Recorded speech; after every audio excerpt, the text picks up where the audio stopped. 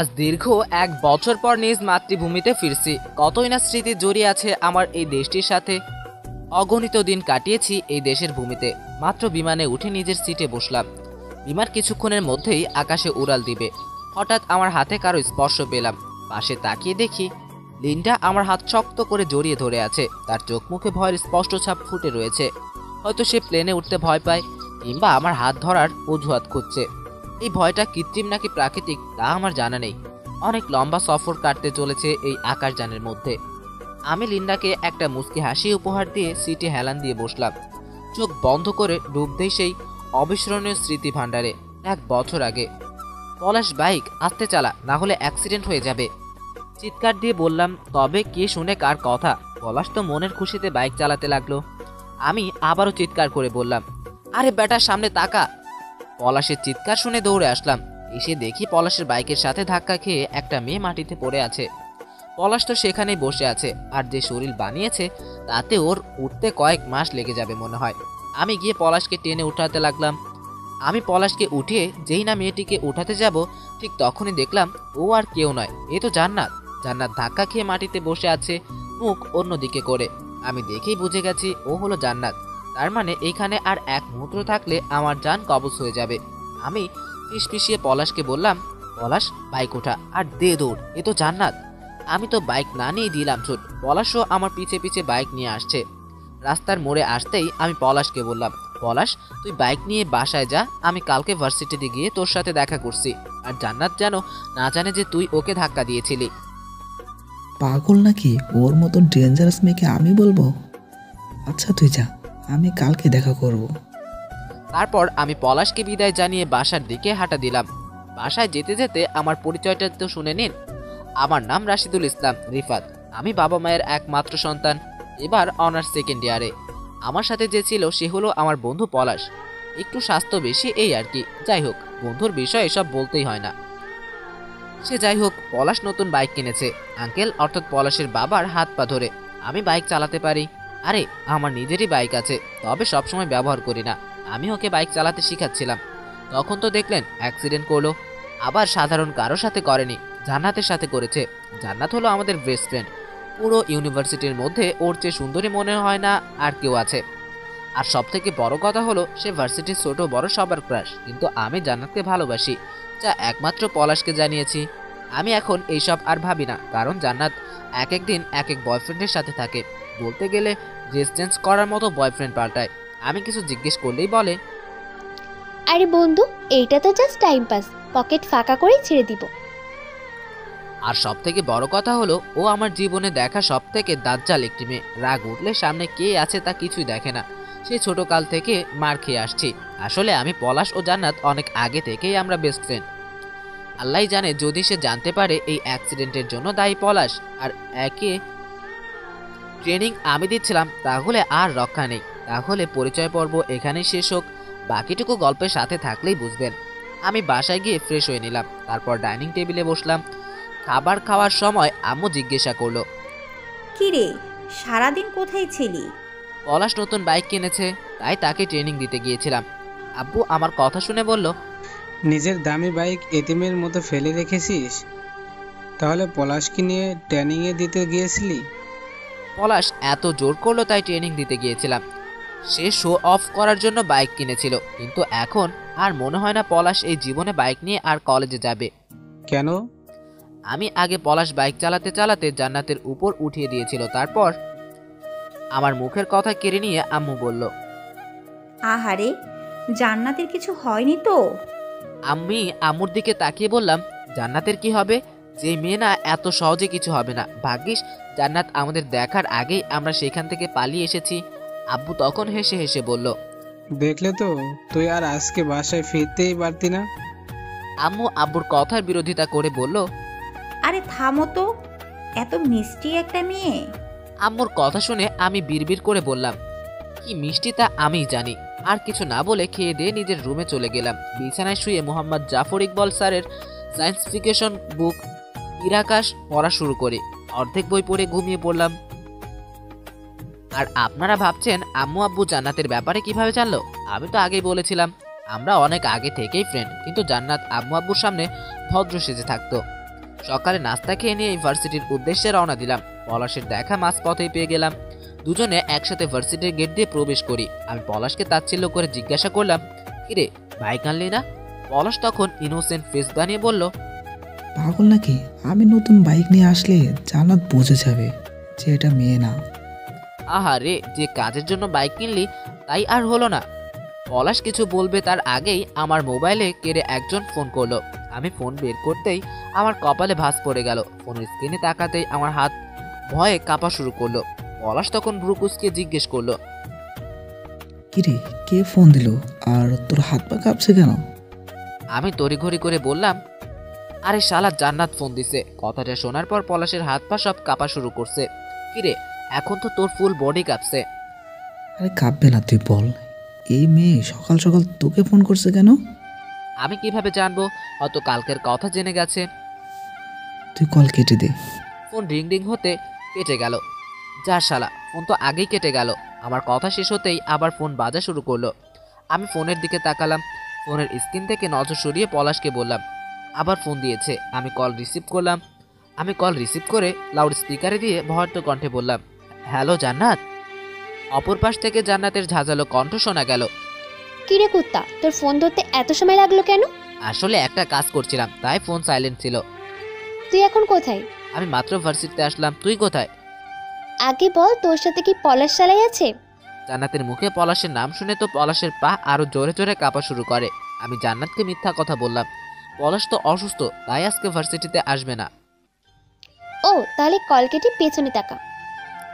আমি mobile pocket রেখে পিছনে তাকিয়ে দেখি জান্নাত অগ্নি দৃষ্টিতে আমাদের দিকে তাকিয়ে আছে। আমি বিড়বিড় করে বললাম, পলাশ, আজ তো গায়া কামছে। শালা, তোর জন্য আমিও ফেসে গেলাম। আমি নিজেকে স্বাভাবিক রেখে বললাম, জান্নাত, আসলে পলাশ এখন বাসায় চলে যাবে, তাই না পলাশ?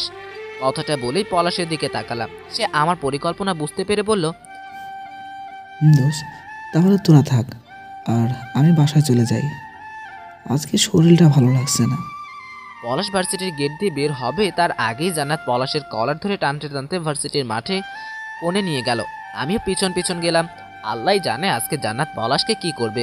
পলাশ জান্নাতের হাত থেকে নিজের কলার ছাড়িয়ে বলল, কিরে, তুই আমাকে টানতে টানতে এখানে নিয়ে আসলি কেন? জান্নাত কিছু না বলে পলাশের দুই গালে থাপ্পড় বসিয়ে দিল। পলাশ দুই হাত নিজের গাল ধরে মাথা নিচু করে দাঁড়িয়ে আছে। জান্নাতকে খুবই রাগান্বিত লাগছে। জান্নাত এখন প্রচণ্ড রেগে আছে, কিন্তু আমি পলাশকে এখানে একলা রেখে যেতে পারবো না। তাই আমি জান্নাতকে জিজ্ঞেস করলাম, কিরে, তুই পলাশকে কেন মারলি? জান্নাত উত্তরে জানায়, তুই জানিস না? তুই না বললি, আমি কিভাবে জানবো? গতকালকের ঘটনা এত দ্রুত ভুলে গেলি? আমি মাথা নিচু করে বললাম, আসলে গতকালকে। থাক, আর বলতে হবে না। তুই এখন চলে যা, পলাশের সাথে আমার কথা আছে। আমি অসম্মতি জানিয়ে বললাম, না, আমি পলাশকে ছেড়ে কোথাও যাব না। পলাশ আমার বন্ধু, আর তোরও বন্ধু, মনে রাখবি সেটা। এখন বন্ধুর প্রতি দরদ বের হচ্ছে, অথচ গতকাল আমার ক্ষেত্রে কি করলি? আমি কি তোদের বন্ধু না? এখন পলাশের বিপদে ফেলে কোথাও যাবি না, অথচ গতকাল আমাকে সেখানে ফেলে রেখে চলে আসলি। আমি আর পলাশ চুপ করে আছি। সত্যি তো, জান্নাত তো আমাদের বন্ধু, আমরা কিভাবে তাকে ফেলে রেখে চলে আসতে পারলাম? আমি বিনয় কণ্ঠে বললাম, জান্নাত, উই আর সরি। পলাশও আমার সাথে একমত হয়ে বলল, দোস্ত, একেবারেই তোর মতন, মাফ করে দে। জান্নাত তখন নিজেকে স্বাভাবিক রেখে বলল, এতবার করে যখন বলছিস তখন মাফ করে দিলাম। এখন ক্লাসে চল, আর পলাশ কালকে থেকে বাইক আনবি, আমি কিছুই বলবো না। পলাশ মাথা নাড়িয়ে বলে। হুম। তারপর আমরা সবাই একসাথে ক্লাসে গেলাম। সব ক্লাস শেষ হতেই বাসার উদ্দেশ্যে রওনা দিলাম। আমাদের তিনজনের বাসা এক রাস্তা দিয়েই যাওয়া যায়। আচমকা আমার মস্তিষ্কে কিছু প্রশ্ন উকি মারল। আমি জিজ্ঞাসু দৃষ্টিতে জান্নাতের দিকে তাকিয়ে বললাম, জান্নাত, তুই কিভাবে জানলি যে পলাশ গতকাল বাইক চালাচ্ছিল? পলাশও ব্রুকুসকে আমার সাথে একই প্রশ্ন করলো। আমরা অধীর আগ্রহে জান্নাতের দিকে তাকিয়ে আছি। তখন জান্নাত উত্তর দেয়, হাদারামের দল, আমি রাস্তার অপর পাশে ছিলাম, সেখান থেকেই তোদের দেখতে পেয়েছিলাম। আমি দেখলাম যে তুই পেছনে দাঁড়িয়ে পলাশকে ইনস্ট্রাকশন দিচ্ছিস, আর পলাশ বাইক চালাচ্ছে তোর ইনস্ট্রাকশন মতো। আমি তোদের সাথে দেখা করার জন্য যেই রোডের এই পাশে আসব, ঠিক তখনই পলাশ আমার উপর বাইক উঠিয়ে দেয়। জান্নাতের কথা শুনে পলাশ অপরাধীর মতো করে বলে, এবার থেকে আমি ঠিক করেই বাইক চালাবো, দেখে নিস। আমি আর জান্নাত পলাশের ইনোসেন্ট ফেস দেখে না হেসে পারলাম না। তারপর আমরা যার যার বাসায় চলে গেলাম। রাতে ডিনার করছি। এমন সময় আব্বু বলল, কিরে আজকে কি জান্নাত কিছু বললো? আমি আব্বু আম্মুকে আজকের ঘটনা সব খুলে বললাম। আম্মু তখন আফসোসের ভঙ্গিতে বলল, আহারে, পলাশ এত ভালো ছেলে, তাকে থাপ্পড় দিল জান্নাত? না, এটা না, এটা তো সে মোটেও ঠিক কাজ করলো না। আমি বললাম, আরে বাদ দাও এসব কথা। জান্নাত তার নিজের দিক থেকে ঠিক, আবার আমরাও আমাদের দিক থেকে ঠিক। অতঃপর বিনা বাক্য ব্যয় করে ডিনার করে নিজের রুমে চলে গেলাম। ফেসবুকিং করছি। এমন সময় জান্নাত মেসেজ দিল, আগামীকাল যেন তার সাথে দেখা করি। আমি রিপ্লাই দিলাম, কালকে ভার্সিটিতে দেখা করব। জান্নাতও রিপ্লাই দিল। ঠিক আছে। সেদিনের মতো ঘুমিয়ে পড়লাম। পরদিন সকালে ফ্রেশ হয়ে পলাশের বাইক করে ভার্সিটির উদ্দেশ্যে রওনা দিলাম। বাইক পার্কিং করে জান্নাতকে ফোন দিলাম। জান্নাত কল রিসিভ করার পর বললাম, হ্যালো জান্নাত, তুই কোথায়? অপর পাশ থেকে জান্নাতের অশ্রু মিশ্রিত কণ্ঠ শোনা গেল। মাঠের দক্ষিণ দিকে চলে আয়। আমি চট করে প্রশ্ন করলাম, তোর কণ্ঠ এমন শোনাচ্ছে কেন? কিছু হয়েছে নাকি? জান্নাত আমার প্রশ্নের উত্তর না দিয়েই পূর্বের ন্যায় অশ্রু মিশ্রিত কণ্ঠ বলল, তুই আয়, তারপর বলছি। ঠিক আছে। তারপর আমি আর পলাশ মাঠের দক্ষিণ দিকে গেলাম। সেখানে গিয়ে দেখি জান্নাত চুপচাপ ঘাসের উপর বসে আছে। আমি আর পলাশ জান্নাতের সামনে গিয়ে বললাম। জান্নাতের এমন অবস্থা দেখে পলাশ ভ্রু কুঁচকে জিজ্ঞেস করলো, কিরে তোর আবার কি হলো? আমিও পলাশের সাথে সায় দিয়ে বললাম, তোকে তো আজকে তেমন ফুরফুরে মনে হচ্ছে না। আমরা তো তোকে সবসময় হাসি খুশি দেখে এসছি, তাহলে আজ কি হলো? জান্নাত তখন নরম কণ্ঠে বলল, আজকে মনটা ভালো নেই রে দোস্ত। আমি ভ্রু কুঁচকে বললাম, কেন, আবার কি হলো? গতকাল সন্ধ্যায় আমি আমার 16 নম্বর বয়ফ্রেন্ডের সাথে পার্কে ঘুরতে গিয়েছিলাম। সেখানে আমার 23 নম্বর বয়ফ্রেন্ড আমাকে দেখে ফেলে অন্যজনের সাথে। ফলে একসাথে 2টা বয়ফ্রেন্ডের সাথে ব্রেকআপ হয়ে গেল। তাই আজকে মনটা কিছুটা খারাপ। জান্নাতের কথা শুনে আমি পলাশের দিকে তাকাচ্ছি, আর পলাশ আমার দিকে তাকাচ্ছে। আমরা দুজন কিছুতেই নিজেদের হাসি থামাতে পারলাম না। দুজনেই হো হো করে হেসে যাচ্ছি। হাসতে হাসতে খেয়ালই করিনি জান্নাত অগ্নি দৃষ্টিতে আমাদের দিকে তাকিয়ে আছে। আমি অতি কষ্টে নিজের হাসিটা থামিয়ে পলাশকে বললাম, বন্ধু শুনলি, 16 নম্বর বয়ফ্রেন্ডের সাথে দেখা করতে গিয়ে 23 নম্বর বয়ফ্রেন্ডের সাথে ব্রেকআপ হয়ে গেছে। পলাশও নিজের হাসির বেগ কিছুটা থামিয়ে উত্তর দিল। হ্যাঁ? আমাদের হাসি দেখে জান্নাত নিজের উপর থেকে নিয়ন্ত্রণ হারিয়ে বসলো। কোথা থামবি তোরা? তোদেরকে তো আমি শেষ করে দিব। এই বলে জান্নাত আমাদের পাঁচ ও কিক দিতে থাকে। আমি জান্নাতের হাত ধরে বললাম, আরে মারছিস কেন? তুই যে কথা বললি তাতে বোবাও হেসে উঠবে। জান্নাত পূর্বে নয় রাগান্বিত কণ্ঠে বলল। তাই বলে আমার সেন্টিমেন্ট নিয়ে তোরা হাসি তামাশা করবি? পলাশ তখন জান্নাতকে শান্ত করতে বলল, ঠিক আছে থামলাম। আমরা তোর কাছে এটা নতুন কি? গতকাল দুজনকে হারিয়েছিস, আজকে আর না হয় 5 জনকে পাবি। আমিও পলাশের সাথে একমত হয়ে বললাম, তোর তো আর ছেলের অভাব হয় না দেখ কখনো। জান্নাত কিছুটা শান্ত হলো, মনে হয় আমাদের কথা কাজে দিয়েছে। অতঃপর ক্লাস বেলের আওয়াজে শুনতে পেয়ে আমরা ক্লাস করতে চলে গেলাম। ক্লাসে আমরা 3 জন একই বেঞ্চিতে বসলাম। একটু পর প্রফেসর এসে সবাইকে গত সপ্তাহের অ্যাসাইনমেন্টের রেজাল্ট দিল। প্রফেসর এক এক করে সবার নাম বলছে। এমন সময় প্রফেসর আমার ও জান্নাতের নাম একসাথে বলল। আমরা দুজন কিছুটা বিব্রত হলাম, তবে তা বাহিরে প্রকাশ না করে প্রফেসরের সম্মুখে গেলাম। প্রফেসর দুজনকে জিজ্ঞেস করলো, আমি তোমাদের একসাথে কেন রেখেছি তা কি জানো তোমরা? জান্নাত স্বাভাবিক ভঙ্গিতেই বলল। আপনি না বললে আমরা কিভাবে জানবো? জান্নাতের কথা শেষ হতে আমি বললাম, আমি আন্দাজ করতে পারছি, তবুও নিশ্চিত হওয়ার জন্য আপনি বলুন। প্রফেসর আমাদের সম্মুখে কিছু কাগজ তুলে ধরে বলা শুরু করলো। তোমাদের গত সপ্তাহে আমি যে অ্যাসাইনমেন্ট দিয়েছিলাম সেই অ্যাসাইনমেন্টের কাজ এগুলো। আমি তোমাদের দুজনের খাতা দেখে অবাক না হয়ে পারলাম না। রাশেদ, তোমার খাতার সাথে জান্নাতের খাতা একেবারে হুবহু মিলে গেছে, কিন্তু কিভাবে? I want a verify clarification. স্যারের কথা শুনে আমি আর জান্নাত দুজনে চুপসে গেলাম। প্রফেসর আবার প্রশ্ন করলেন। জান্নাত মিথ্যা বলল। আসলে স্যার, আমরা তো বেস্ট ফ্রেন্ড, তাই হয়তো আপনাদের লেখাও মিলে গিয়েছে। প্রফেসর তখন ধমকের সুরে বললেন, সেট আপ জান্নাত। রাশিদের গত 1 বছরের অ্যাসাইনমেন্ট আমি অ্যানালাইসিস করেছি। রাশিদের লেখা সব অ্যাসাইনমেন্টের ধরন একই রকম, আর তোমার লেখার ধরন পুরো উল্টো। হ্যান্ডরাইটিং আর রাইটিং স্টাইলের কথা নয় বাদ দিলাম, কিন্তু এবার তোমরা অ্যাসাইনমেন্টের ধরন রাশিদের অ্যাসাইনমেন্টের ধরন সহ হাতের লেখার স্টাইল মিলে গিয়েছে। প্রফেসরের কথা শুনে জান্নাত পুনরায় চুপসে গেল। প্রফেসর এবার আমার উদ্দেশ্যে বলতে থাকে, রাশিদ, তুমি জান্নাতকে তোমার বেস্ট ফ্রেন্ড মনে করে জান্নাতের অ্যাসাইনমেন্ট করে দিয়েছো, কিন্তু এটা জান্নাতই ক্ষতি হয়েছে। তুমি ক্লাসের টপার, অথচ তোমার বেস্ট ফ্রেন্ড পড়ালেখার দিক দেখে জান্নাত কি সত্যি তোমাকে বেস্ট ফ্রেন্ড হিসেবে মানে, নাকি সে তোমাকে সবসময় ব্যবহার করেছে? আমার কথা ভালো করে ভেবে দেখবে। আর জান্নাত, এই সেম অ্যাসাইনমেন্ট তুমি নতুন পদ্ধতিতে আমাকে আগামীকালই জমা দিবে। জান্নাত তখন গলা ভাঙা কণ্ঠে বলল, স্যার আমি দুঃখিত, নেক্সট টাইম এরকম কিছুই ঘটবে না। ক্লাস শেষে জান্নাত বেরিয়ে পড়লো ক্লাস থেকে, আর আমি জান্নাতের পিছু পিছু গেলাম। জান্নাত পুকুর পাড়ে গিয়ে বসে পড়লো, আমিও তার পাশে গিয়ে বসলাম। জান্নাতের মন খারাপ হলেই সে এই পুকুর পাড়ে আসে। জান্নাত অশ্রুমাখা কণ্ঠে বলল, আচ্ছা রাশেদ, তোর কি সত্যি মনে হয় আমি তোকে ব্যবহার করছি? কথাটা বলার পরপরই জান্নাত কেঁদে দিল। জান্নাত এই রকমই, বাহির দিয়ে যতই শক্ত থাকুক না কেন ভিতর ততটাই নরম। কেউ আমাদের বন্ধুত্ব নিয়ে প্রশ্ন তুললে জান্নাত অনেক দুঃখ পায়। আমি তখন জান্নাতকে বললাম, আরে তুই কাঁদছিস কেন? স্যার তো এমনি বলছে। কিন্তু স্যারের শেষ কথাও ঠিক। আমি যদি বরাবরই তোর অ্যাসাইনমেন্ট করে দেই তাহলে সেমিস্টার পরীক্ষা তুই কি করবি? জান্নাত তখন নিজের দুহাতের উল্টো পাশ দিয়ে নিজের চোখ মুছে বলল। আমি জান্নাতকে আস্থা দিয়ে বললাম, আরে তুই চিন্তা কেন করছিস? আমি আছি কিসের জন্য? আজকে না হয় আমি তোকে অ্যাসাইনমেন্ট করতে সাহায্য করব। আমি শুধু তোকে বুঝিয়ে দিব আর তুই টাস্ক কমপ্লিট করবি। কিন্তু তোকে ফুল ফোকাস দিতে হবে তোর পড়াশোনার উপরে। আইডিয়া খারাপ না, তাহলে আজকে রাতে আমার বাসায় চলে আয়। ওকে, আঙ্কেল আন্টির সাথেও দেখা হয়ে যাবে। কিন্তু আম্মু আব্বু তো বাসায় নেই, ওনারা শহরের বাইরে আমার খালার সাথে দেখা করতে গেছে। তাহলে আমি বাসায় গেলে আশেপাশে লোকেরা খারাপ কথা বলবে। তুই আমাদের বাসায় চলে আয়। এই জান্নাত কারো কথাই চলে না, কে কি বলো তাতে আমার কিছুই যায় আসে না। তুই আমার বেস্ট ফ্রেন্ড, তাই তুই আমার বাসায় যে কোনো সময় আসতে পারবি। তুই আজকে রাতে আসবি, আর এটাই ফিক্সড। সাথে ডিনারও আমার বাসায় করবি। জো হুকুম মহারানী। জান্নাতকে বিদায় জানিয়ে সেই দিনের মতো বাসায় চলে আসলাম। বিকেলের দিকে পাড়ার চায়ের দোকানে গেলাম। সেখানে যেতেই পলাশের দেখা। পলাশ আমাকে দেখেই প্রশ্ন করলো, কিরে দোস্ত, আজকে আমাকে ফেলে রেখেই তোরা দুজনে কোথায় চলে গেলি?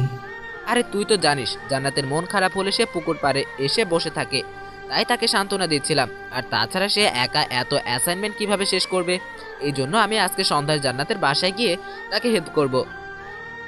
ইস দোস্ত, আমিও যদি তোদের মতো টপার হতে পারতাম তাহলে কোনো সুন্দরী মেয়ে আমাকেও তার বাসায় নিয়ে ডাকতো।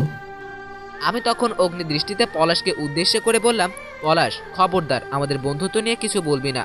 পলাশ স্বাভাবিকভাবেই বলল, বন্ধু, আমি তোর স্যার থেকে তোকে অনেক বেশি চিনি, আর এটাও জানি যে তুই জান্নাতকে ভালোবাসিস। জানিসই যখন তাহলে আর কথা না বাড়িয়ে এখন নিজের রাস্তা দেখ। আর জান্নাতকে আমি কখন নিজের ভালোবাসার কথা বলবো না, কারণ কি জানিস? সে আমাকে তার সবথেকে প্রিয় বন্ধু হিসেবে দেখে। বাই দ্য ওয়ে, তুইও জান্নাতকে অনেক ভালো করে চিনিস ও জানিস সে সত্যিকারের ভালোবাসা সম্পর্কে এখনো অবগত না। আরে বেটা, তুই পারবি জান্নাতকে এসব অদ্ভুত কাজ করার থেকে আটকাতে। জান্নাতকে ভালো রাস্তায় তুই আনতে পারবি। ভালোবাসার জোর কতটুক আমি জানি না, তবে বন্ধুত্বর জোর অনেক। আমি তখন একটা দীর্ঘশ্বাস ফেলে বললাম, দেখা যাক। সেদিনকার মতো পলাশকে বিদায় জানিয়ে চলে গেলাম। সন্ধ্যায় পড়ার মসজিদে মাগরিবের নামাজ আদায় করে নিলাম। অতঃপর বাসায় গিয়ে ব্যাগ কাঁধে ঝুলিয়ে আম্মু আব্বুকে জান্নাতের বাসায় যাওয়ার কথা জানিয়ে জান্নাতের বাসার উদ্দেশ্যে রওনা দিলাম। জান্নাতের বাসার সামনে আসতেই আচমকা বৃষ্টি শুরু হলো। আমি দ্রুত জান্নাতের দোতলা বাসার নিচে এসে দাঁড়ালাম। তারপর কলিং বেল চাপ দিলাম। একটু পর জান্নাত এসে দরজা খুলে দিল।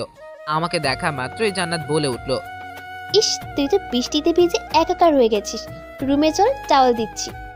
অতঃপর আমি জান্নাতের সাথে রুমে চলে গেলাম। জান্নাত টাওয়াল আনতে চলে গেল আর আমি জান্নাতের রুম ঘুরে ফিরে দেখতে থাকলাম। পুরো রুমের দেওয়ালে জুড়ে জান্নাতের তোলা কিছু দুষ্টু মিষ্টি ছবি। হঠাৎ আমার নজর পড়ল জান্নাতের বিছানার পাশে থাকা টেবিলের কোনো একটা ফটো ফ্রেমের উপর। ফটো ফ্রেমটা হাতে উঠিয়ে দিলাম। আমার জান্নাতের ও পলাশের একত্রে তোলা ছবি জান্নাত ফ্রেমবন্দি করে রেখেছে। কলেজ লাইফের শেষ সময় তোলা হয়েছিল এই পিক। এরই মধ্যে জান্নাত টাওয়াল নিয়ে রুমে চলে আসলো। আমি ফটো ফ্রেম পূর্বের জায়গায় রেখে দিলাম। অতঃপর জান্নাতের হাত থেকে টাওয়াল নিয়ে নিজের ভিজে চুল থাকা পানি পরিষ্কার করে ফেললাম। তারপর টাওয়েলটা বিছানায় রেখে বললাম, তুই এই পিক এখনো সামনে রেখেছিস? কি যে বলিস না, আমাদের সেই পুরনো স্মৃতি কি হারিয়ে ফেলবো নাকি? তুই তো কবেই হারিয়ে গেছিস ভার্সিটি ওঠার পর। তুই আমাকে বলতে পারবি ভার্সিটিতে ওঠার পর গত 1.5 বছরে তুই কবে আমাদের সাথে কোথাও ঘুরতে গিয়েছিস বা আমরা একসাথে পিকনিক করেছি? আমার প্রশ্ন শুনে জান্নাত চুপ হয়ে গেল। সে ভাবতে থাকে সত্যি তো সে ভার্সিটিতে ওঠার পর বেপরোয়াভাবে জীবনযাপন শুরু করেছে। একত্রে পর এক বয়ফ্রেন্ড তথা মুরগি ধরে হামলা করতে থাকে। নিউ জেনারেশনের ভাষায় বলতে গেলে 12 ভাতারি হয়ে গেছে। আমি জান্নাতের ভাবুক চেহারা দেখে বললাম, এসব না ভেবে পড়ালেখায় মনোযোগ দে, সামনে সেমিস্টার এক্সাম। তারপর জান্নাতকে অ্যাসাইনমেন্ট বোঝাতে শুরু করি। একটু পর জান্নাতের মোবাইলে ফোন বেজে উঠল। জান্নাত ফোনটা হাতে নিতেই ফোনের স্ক্রিনে লেখা ভেসে উঠল মুরগি নাম্বার 36। তা দেখে আমি ঝাঁঝালো কণ্ঠে বললাম, জান্নাত, আমি তোকে ফোকাস করতে বলেছি, এখন এসব মুরগি নিয়ে ভাবলে অ্যাসাইনমেন্ট শেষ করতে পারবি না। আমার কথা মতো জান্নাত কল রিসিভ করলো না। অতঃপর আবার অ্যাসাইনমেন্ট কমপ্লিট করায় মনোযোগ দিল। খানিকক্ষণ বাদেই আবার ফোন বেজে উঠল। জান্নাত এবার ফোন হাতে নিয়ে বলল, রাশিদ, তুই 2 মিনিট ওয়েট কর, আমি একটু কথা বলেই ফোন রেখে দিব, নাহলে এই মুরগিটা একটু পরপর ডেকে উঠবে। তারপর কল রিসিভ করে বেলকনিতে চলে গেল। আর আমি অপেক্ষা করতে থাকি, কিন্তু জান্নাতের আসার কোনো খবর নেই। শুধু জান্নাতের খিলখিল হাসির শব্দ ভেসে আসছিল, সাথে কিছু শব্দ শুনতে পাচ্ছিলাম, যেমন বাবু, লক্ষ্মীটা, ও মা সত্যি। আমার কেন জানি আজ ভীষণ রাগ হচ্ছিল। প্রায় আধা ঘন্টা পর জান্নাত আসলো আর নিজের চেয়ারে বসে বলল, সরি দোস্ত, অনেক লেট হয়ে গেছে। জান্নাতের কথা শেষ হতেই আমি চেয়ারে বসা থেকে উঠে দাঁড়ালাম। তারপর রাগান্বিত কণ্ঠে বললাম, তুই যদি তোর এই বাবুসোনায় মনোযোগ দিস তাহলে আর অ্যাসাইনমেন্ট কখনো শেষ হবে না। তুই থাক তোর বাবুসোনা নিয়ে, আমি গেলাম, আমি চলে যাব। এমন সময় জান্নাত আমার হাত ধরে আমাকে পূর্বের জায়গায় বসালো আর বলল, আরে দোস্ত, রাগ করিস না, এই মুরগিটা একটু বড়লোক তো, তাই ভাব জমাচ্ছিলাম। আগামীকাল বিকালে রেস্টুরেন্টে নিয়ে যাবে। আচ্ছা, এইসব নিয়ে বাদ দে। এই দেখ, মোবাইল সাইলেন্ট করে দিলাম, এখন পড়া আমাকে। তারপর আমি জান্নাতকে আবার পড়াতে শুরু করি। জান্নাতের অ্যাসাইনমেন্ট শেষ হতে কখন যে রাত 10টা বেজে গেছে বুঝতেই পারলাম না। জান্নাত নিজের হাত ঘড়ির দিকে তাকিয়ে বলল, অনেক লেট হয়ে গেছে, চল ডিনার করে নিই। আমি বললাম, ইটস ওকে, আমি বাসায় গিয়ে খেয়ে নিব। আমার বারণ শুনে জান্নাত তৎক্ষণাৎ অগ্নি দৃষ্টিতে আমার দিকে তাকালো। তারপর বলল, তোকে যখন একবার বলেছি আমার সাথে ডিনার করবি মানে করবি, আর একবার না বললে তোর এমন অবস্থা করব যে আগামীকাল ভার্সিটিতে যেতে পারবি না। জান্নাতের এমন কথায় আমি ভয় চুপসে গেলাম। জান্নাত কখন রেগে যায় সে নিজেও বলতে পারে না, কিন্তু একবার রাগ উঠলে আর রক্ষে নেই। তাই আমি জান্নাতের সাথে ডাইনিং টেবিলে গেলাম। জান্নাত আজ মাছের তরকারি আর মুরগির মাংস রেখেছে। খাবারের সুগন্ধ আমার নাকে যেতেই বললাম, কোন হোটেল থেকে এইসব অর্ডার করেছিস? জান্নাত তখন নিষ্পাপ চেহারা বানিয়ে বলল, দোস্ত, তুই এভাবে বলতে পারলি? আমি নিজের হাতে এত কষ্ট করে তোর জন্য রান্না করলাম, আর তুই কিনা বলছিস আমি হোটেল থেকে অর্ডার করেছি।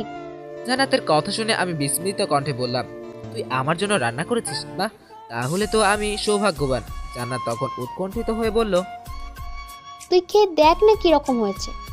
আমি বললাম, ওয়েট, দেখছি। তারপর আমি খেয়ে টেস্ট করলাম। ভেবেছিলাম কুখাদ্য খেতে দিয়েছে, কিন্তু না, সত্যি অসাধারণ খেতে হয়েছে। তাই আমি বললাম, ওয়াও দোস্ত, অনেক সুস্বাদু হয়েছে। প্রথমে ভেবেছিলাম কোনো কুখাদ্য খেতে দিয়েছিস, কিন্তু না, এখন তো দেখি অমৃত। আবার কথা শুনে জান্নাতও খেতে বসলো। তারপর খেতে খেতে বলল, সত্যি বলছি, আমি আজ এই প্রথম রান্না করলাম। আমি ভাবতেই পারিনি প্রথম রান্না এত ভালো হবে। আমি তখন বিস্ময়কর স্বরে বললাম, তুই প্রথম রান্না করলি, তার মানে এটা একটা এক্সপেরিমেন্ট ছিল, আর তুই সেটা আমার উপর করেছিস। আরে খেয়েছিস কেন?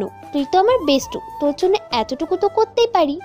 আমি কিছু না বলে খেতে শুরু করি। ডিনার করার পর চলে যাবার জন্য প্রস্তুত হলাম, কিন্তু দরজা খুলে দেখতে পাই যে এখনো বৃষ্টি হচ্ছে। এমনকি পূর্বের তুলনায় আরো প্রবল বেগে বৃষ্টি হচ্ছে। বাইরের পরিস্থিতি দেখে জান্নাত বলল, আমার মনে হয় না এই বৃষ্টি আজকে রাতে থামবে, তুই একটু অপেক্ষা করে দেখ। আমি তখন দ্বিমত পোষণ করে বললাম, না, এমনিতেই অনেক দেরি হয়ে গেছে, তুই ছাতা নিয়ে আয়। জান্নাত তখন নিষ্পাপ ভঙ্গিতে বলল, আসলে ছাতা গতকালকে ভেঙে গেছে। আমি চিৎকার দিয়ে বললাম, কি? তাহলে বাসায় কিভাবে যাব? জান্নাত তখন স্বাভাবিকভাবেই বলল, তাহলে রাতে এখানেই থেকে যা। জান্নাতের কথা শুনে আমি পুনরায় চিৎকার দিলাম, কি? জান্নাত তখন আমাকে শান্ত করতে বলল, আরে বেটা কুল, এত হাইপার হওয়ার কিছুই নেই, আমাদের হাতে তোর কিছু নেই, সবই পরিস্থিতির শিকার। তুই যদি এখন এতটা রাস্তা ভিজে ভিজে বাসায় ফিরিস, তাহলে আমি এই জান্নাত গ্যারান্টি দিয়ে বললাম তোর আগামী 1 সপ্তাহ জ্বর কমবে না। আর এত রাতে নিশ্চয়ই আঙ্কেলকেও তুই বিরক্ত করবি না এখানে আসার জন্য বলে। জান্নাতের কথাই ঠিক। আব্বুর শরীরে এমনিতেই ঠিক না, তাই এখানে আসার কথা বলা যাবে না। পলাশের কথা মনে পড়তেই ওর চিন্তা বাদ দিলাম। আদারাম বৃষ্টিতে যে ভয় পায় সে আসবে না, কিন্তু এইভাবে এই বাসায় রাত কাটালে লোকজনই বা কি বলবে। জান্নাত লোকজনের কথা পাত্তা না দিলেও আঙ্কেল আন্টি তো পাত্তা দেয়, তারাও আমাকে ছোটবেলা থেকেই চিনে। হঠাৎ কানে বিদ্যুৎ চমকানোর বিকট আওয়াজ আসলো। তা দেখে জান্নাত আমাকে টেনে ঘরের ভিতরে নিয়ে আসলো আর বলল, এত ভাবাভাবির কিছুই নেই, তুই আঙ্কেল বা আন্টিকে ফোন করে বলে দে যে আজকে রাতে তুই এখানে থাকবি। অগাত্তা জান্নাতের জেদের কাছে আর পরিস্থিতির কাছে হার মেনে আব্বুকে ফোন দিয়ে এই বাসায় থাকার অনুমতি নিলাম। অতঃপর জান্নাতকে জিজ্ঞাসা করলাম, আমি কোথায় ঘুমাবো? কেন আমার রুমে ঘুমাবি? জান্নাত তখন হেসে উত্তর দেয়, আরে আমি মজা করছি, মা বাবার রুমে গিয়ে ঘুমিয়ে পড়। আমি খানিকটা চিৎকার দিয়ে বললাম, কি বলছিস এসব? জান্নাত তখন হেসে হেসে বলে, তারপর আমি জান্নাতের বাবা মায়ের রুমে গিয়ে শুয়ে পড়ি। একটু পর আরো জোরে বিদ্যুৎ চমকানোর আওয়াজ আসে, চারদিক আলোতে ভরে যায় কিছুক্ষণের জন্য, তারপর কারেন্ট চলে যায়। হয়তো আশেপাশে কোনো জায়গায় বিদ্যুতের পিলারে আগুন ধরে গিয়েছে। রুমে শুয়ে আছি, এমন সময় রুমে কেউ আসলো। পুরো রুম অন্ধকারচ্ছন্ন হয়ে রয়েছে। আমি মোবাইলের ফ্ল্যাশ জ্বালিয়ে দেখি জান্নাত দাঁড়িয়ে আছে। জান্নাতকে এখন এই রুমে দেখে খানিকটা চমকে উঠলাম আর জিজ্ঞাসা করলাম, কিরে তুই এত রাতে না ঘুমিয়ে এই রুমে কি করছিস?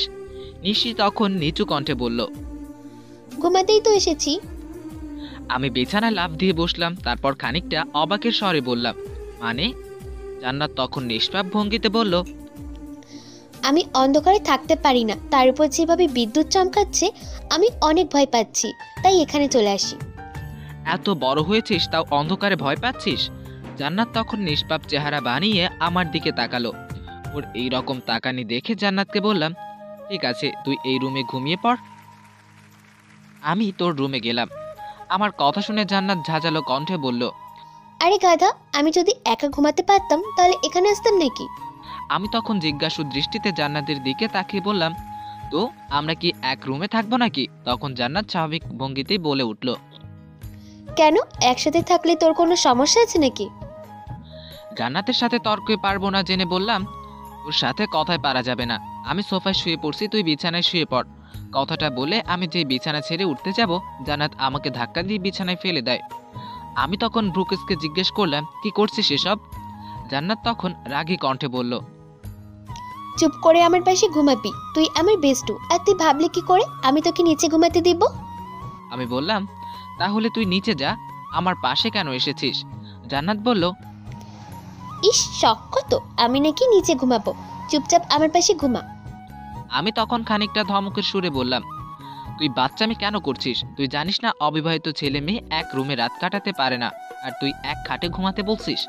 জান্নাত তখন স্বাভাবিকভাবেই উত্তর দেয়, শোন রাশিদ, এক রুমে বা এক খাটে ঘুমানো খারাপ না, খারাপ হলো তাদের চিন্তা ভাবনা আর তাদের কাজকর্ম। আমরা কোথায় খারাপ কাজ করব? আর তুই আমার বেস্ট ফ্রেন্ড, তোর উপর আমার পূর্ণ বিশ্বাস আছে। জান্নাতের কথার পাল্টা জবাব দিলাম না। জান্নাতের কথাই ঠিক আছে। এখনকার সময় এক রুমে ছেলে মেয়ে থাকলেই লোকজন খারাপ চিন্তা ভাবনা করে, অথচ কেউ এইটা দেখতে চায় না কিংবা বুঝতে চায় না যে তারা রুমের ভিতর কোনো খারাপ কাজ করছে কিনা। আমি বেশি কিছু না ভেবে বাধ্য হয়ে শুয়ে পড়লাম, আর জান্নাত আমার পাশে শুয়ে পড়লো। আমাদের মাঝখানে কোলবালিশ রাখলাম। তারপর ধীরে ধীরে আমার চোখ বন্ধ হয়ে গেল। মাঝরাতে বজ্রপাতের আওয়াজে আমার ঘুম ভেঙে গেল। হঠাৎ শরীরে ওজন বেশি অনুভব করলাম। পরক্ষণেই বুঝতে পারি জান্নাত আমাকে জড়িয়ে ঘুমাচ্ছে। আমি তাকে ছাড়ানোর চেষ্টা করলাম, কিন্তু ছাড়াতে পারছি না। কোল বালিশও দেখতে পারছি না। জান্নাত অনেক শক্ত করে জড়িয়ে আছে আমাকে। জান্নাতকে ঘুমন্ত অবস্থায় দেখতে সত্যি অনেক মায়াবী লাগছে। পরক্ষণেই আমার মনে পড়ল জান্নাত আমার উপর কতটাই না বিশ্বাস করে। আমি একটা মুচকি হাসি দিয়ে ঘুমিয়ে পড়লাম। সকাল 8টা নাগাদ ঘুম থেকে উঠে পড়লাম। পাশে জান্নাতকে দেখতে পেলাম না। সম্ভবত আমার আগেই জেগে গেছে। ফ্রেশ হয়ে নিচে তলায় এসেও জান্নাতকে দেখতে পেলাম না। ঘড়িতে টাইম দেখে অবাক হয়ে যাই, কারণ ভার্সিটিতে যাওয়ার সময় হয়ে এসেছে। আর বদমাইশ জান্নাতটাও আমাকে ডাক দিল না। ডাইনিং টেবিলে নাস্তা আগে থেকে সাজানো ছিল, সাথে একটা চিরকুটে লেখা, সরি দোস্ত, তোকে ঘুম থেকে উঠিয়ে ডিস্টার্ব করতে চাইনি, তাই আর ডাক দেয়নি। আমি ভার্সিটিতে যাচ্ছি, তুইও চলে আয়। আর হ্যাঁ, মনে করে নাস্তা খেয়ে নিবি। আমি একটা মুচকি হাসি দিয়ে নাস্তা খেয়ে নিজ বাসায় চলে গেলাম। সেইখান থেকে ভার্সিটির উদ্দেশ্যে রওনা দিলাম। পথিমধ্যে পলাশের সাথে দেখা হলো। পলাশ আমাকে দেখেই বলে উঠল, কিরে দোস্ত, সবসময় না আমি দেরি করি, কিন্তু তুই আজকে কেন দেরি করলি? আমিও তালে তালে বলে দিলাম, আরে আর বলিস না, জান্নাত সময় মতো ডাক দেয়নি, তাই। এতটুকু বলে থেমে গেলাম। পলাশ আমার দিকে অগ্নি দৃষ্টিতে তাকিয়ে আছে। তারপর সে বলল, থামলি কেন? জান্নাত তোকে ডাক দেয়নি? তার মানে তুই গতকাল রাতে জান্নাতদের বাসায় ঘুমিয়েছিলি, তাই না? সত্যি সত্যি বল। আমি মাথা নাড়িয়ে বললাম, আরে না, তুই যা ভাবছিস তা নয়। গতকাল রাতে অনেক বৃষ্টি হওয়ার বাসায় যেতে পারিনি, তাই আর কি। এই বলে দাঁত দেখিয়ে একটা হাসি দিলাম। আমার হাসি দেখে পলাশ বলল, তাই বলে তুই একটা খালি বাসায় একটা মেয়ের সাথে সারা রাত কাটালি? C Rashed, C. এই বলে পলাশ আসতে থাকে। পলাশ সময় পেলেই আমাকে জ্বালাতন করতে থাকে। এইটা আর নতুন করে বলার কিছুই নেই, তাই পলাশকে আর না ঘাটিয়ে ভার্সিটির উদ্দেশ্যে রওনা দেই। ভার্সিটিতে ঢুকে দেখে জান্নাতকে ঘিরে অনেক স্টুডেন্টস দাঁড়িয়ে আছে। আমি আর পলাশ দৌড়ে জান্নাতের কাছে যাই। জান্নাত কাঁদছে, কিন্তু কেন? আমি তড়িৎ গতিতে জিজ্ঞেস করলাম, জান্নাত তুই কাঁদছিস কেন? জান্নাত আঙুল দিয়ে ভার্সিটির বাইরে বাইকে বসে থাকা কিছু বখাটের ইশারা করে দেখিয়ে দিল। এরা ভার্সিটিতে আসা সকল মেয়েদের ডিস্টার্ব করছে। আমাদের আর বুঝতে বাকি রইল না জান্নাতের সাথে কি হয়েছে। আমি রেগে তাদের কাছে যাব, এমন সময় পলাশ আমার হাত ধরে ইশারায় থেমে যেতে বলল। সে জান্নাতকে বলল, আচ্ছা যা হয়েছে ভুলে যা, এখন ক্লাসে চল, ক্লাসে প্রফেসর চলে যাবে। তারপর আমরা সবাই ক্লাসে চলে গেলাম। প্রফেসর আসার খানিকক্ষণ পূর্বে আমি আর পলাশ জান্নাতকে মিথ্যা বলে ক্লাস থেকে বেরিয়ে গেলাম। এদিকে ক্লাসের প্রফেসরও চলে আসলো। জান্নাত আমাদের দেখতে না পেয়ে মনে মনে ভাবলো, হাজারাম দুটো কোথায় গেল আবার? ক্লাস শুরু হওয়ার খানিকক্ষণ বাদে জান্নাত সহ ক্লাসের সবাই বাইরে কারো আর্তনাদ শুনতে পেল। একজনের নয়, বরং অনেকের একত্রে আর্তনাদের সুর ভেসে আসছে। তাই জান্নাত সহ ক্লাসের সবাই বের হয়ে আসলো ক্লাস থেকে। সবাই বের হয়ে দেখতে পাই ভার্সিটির বাইরে থাকা বখাটেদের আমি আর পলাশ মিলে মারছি। আমি হকি স্টিক দিয়ে বাইকে থাকা সবাইকে উত্তম মাধ্যম পেটাচ্ছি, আর পলাশ ব্যাকআপে আছে। ও পিছন দিক দিয়ে মারতে আসলে পলাশ তাদের আটকাচ্ছে। দুজনের মাথায় রক্ত উঠে গেছে। এরা অনেক আগে থেকেই এই ভার্সিটির সকল মেয়েদেরকে ডিস্টার্ব করত, কিন্তু কেউ কোনো প্রতিবাদ করেনি। কিন্তু আজ জান্নাতকে বিরক্ত করায় আজ আমরা নিজে থেকেই এদেরকে উচিত শাস্তি দিচ্ছি। সবাইকে মেরে হাত পা ফাটিয়ে দিয়েছি। এক পর্যায়ে সারা শরীর থেকে শার্ট আর গেঞ্জি খুলে মারা শুরু করলাম। পলাশ চতুর্দিকে তাকিয়ে আমাকে বলল, রাশেদ থাম, এবার অনেক হয়েছে, সবাই ক্লাস থেকে বাইরে চলে এসেছে। আমি মারা বন্ধ করে ভার্সিটির দিকে তাকিয়ে দেখলাম ভার্সিটির সবাই উৎসুক দৃষ্টিতে আমাদের দিকে তাকিয়ে আছে।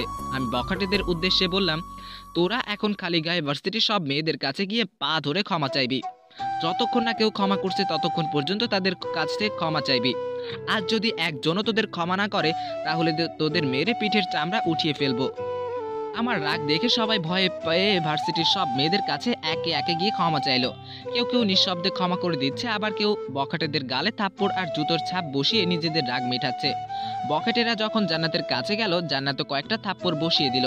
শুধু থাপ্পড়েই থামেনি, বরঞ্চ সবার নিম্নাঙ্গে একটি করে লাথি দিয়ে দিল। ভার্সিটির সবাই জান্নাতের রাগ সম্পর্কে অবগত। সব বখাটেরা কুকরাতে কুকরাতে চলে গেল। সবাই চলে যাওয়ার পর ভার্সিটির সবাই আমার আর পলাশের জন্য হাততালি দিল। সবাই যার যার ক্লাসে যাওয়ার পর জান্নাত আমাদের কাছে দৌড়ে আসলো আর বলল, তোরা আমার জন্য এত কষ্ট করলি? আমি মুচকি হাসি দিয়ে বললাম, শুধু তোর জন্য না, বরং পুরো ভার্সিটির মেয়েদের জন্য করেছি। কাজটা আমাদের আরো আগে করা উচিত ছিল। তখন জান্নাত বলল, সে যাই হোক, তোরা আজ প্রমাণ করে দিলি যে তোরা আমার বেস্ট ফ্রেন্ড। এখন চল ক্লাসে যাই। ভার্সিটির ক্লাস শেষে আমরা হেঁটে হেঁটে বাসায় যাচ্ছি। আমাদের 3 জনের বাসা একই এলাকায়। কিন্তু হঠাৎ পলাশ বলল, আজকে বিকালে কি করবি তোরা?